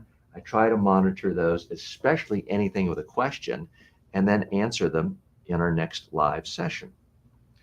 Video, photo library. Now we're going to the pickleball shoes. This was a slightly longer video, a 1 minute, 6 second video. So it may take a moment or two for that to upload and process. Appreciate you spending time with me today, now, and this week. For those of you just joining us, please check out some of our produced videos because we're at the tail end of sort of a marathon live session here. So if you have any particular questions or interest in communication skills, public speaking, presentation skills, media training, please go to my YouTube channel. It's really going to be the best place that has every video. Go to the search bar and type in any topic. There's a good chance that out of the 3,000 plus videos, there's something, no matter how arcane or obscure your question is, a video will pop up to answer your exact question. And if not, I'll make a new video. Okay, so that video is still uploading. It's going to take that, and that's our longest one left. So this should be the longest one.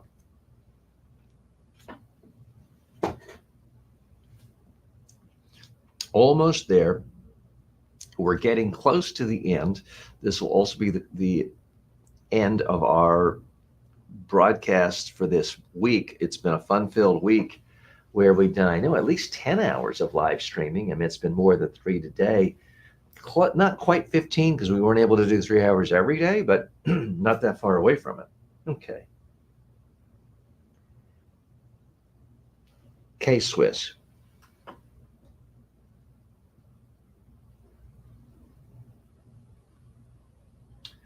Well, that didn't pop up, and I know I bought a lot of these shoes.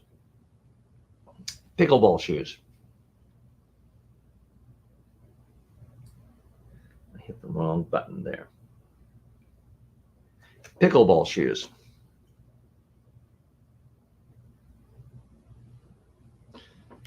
Now it pops up. Tag product, done.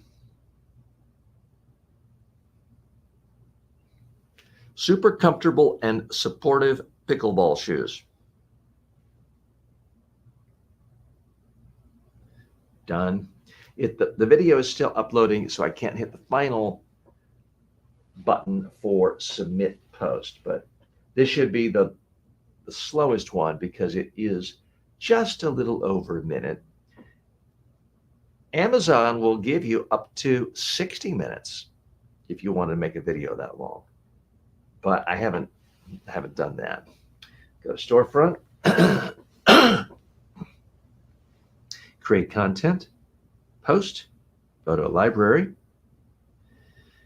Now I'm going to the second video, which is much shorter. I try to make these a little over 30 seconds. This one was only 23 seconds.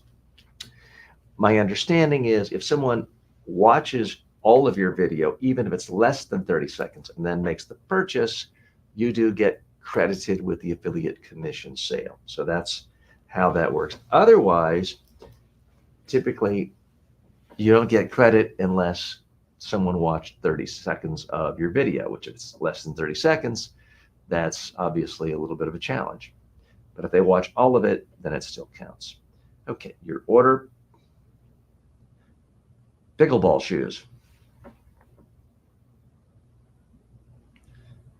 Tag product, done. Title. I wear these pickleball shoes, comma, you should too.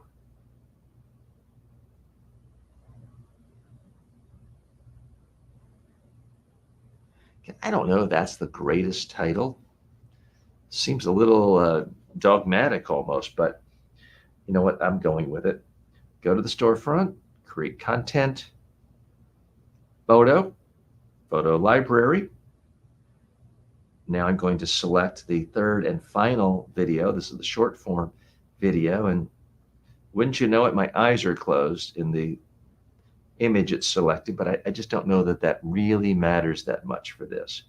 And I'm not putting thumbnail. I would never these days put up a video on YouTube without a thumbnail, but I'm not putting out a thumbnail on my Amazon influencer videos because I haven't seen any evidence that it makes a big difference yet. Pickleball shoes. Tag product, done. Title. These pickleball shoes feel good and look good. Done. Submit post. Go to storefront. Create content. Photo library.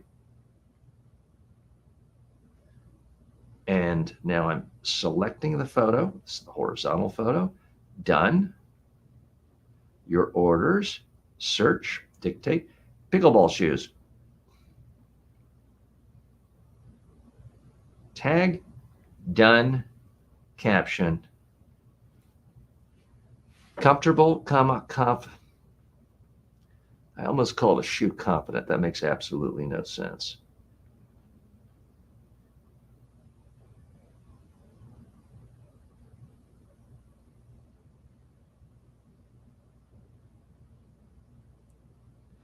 Comfortable and durable pickleball shoes that will last for match after match. Submit. Go to storefront. Create. Post. Photo library. And now I'm going to link to the final picture of the day. Done. Your orders. Search, dictate. Pickleball shoes. Tag, done, caption. Pickleball shoes that will give you the support and comfort you deserve.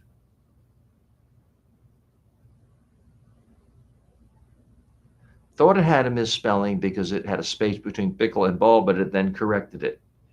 Okay, we're done. So that did take a little longer. I think if I'm really honest, that was about 90 minutes from the time we picked up the first product and Joanne started taking the first picture until the time we finished. So I wish I could say I did it all in 60 minutes, but all in all, getting 25 digital products, that's essentially what it is. It's an advertisement. It's evergreen. It's digital. I don't know that Amazon is showing these worldwide versus just in the United States and Canada and a few markets, but it's relatively digital and scalable. Well, it's completely digital. It's scalable and at least seen in a lot of places around the world. So what I like about it is it's essentially creating a new business where I have no inventory, no stocking cost, no transportation cost, no shipping cost, no design cost. So it's such a low risk business, and I'm able to utilize my own skills of presentation and communication. I hope you got some value out of this. I'm TJ Walker. Thanks for joining me. If you have questions between now and Monday, post them on any of my social media platforms, and I'll try to give you a live answer right here next week. Thanks so much. Have a great weekend.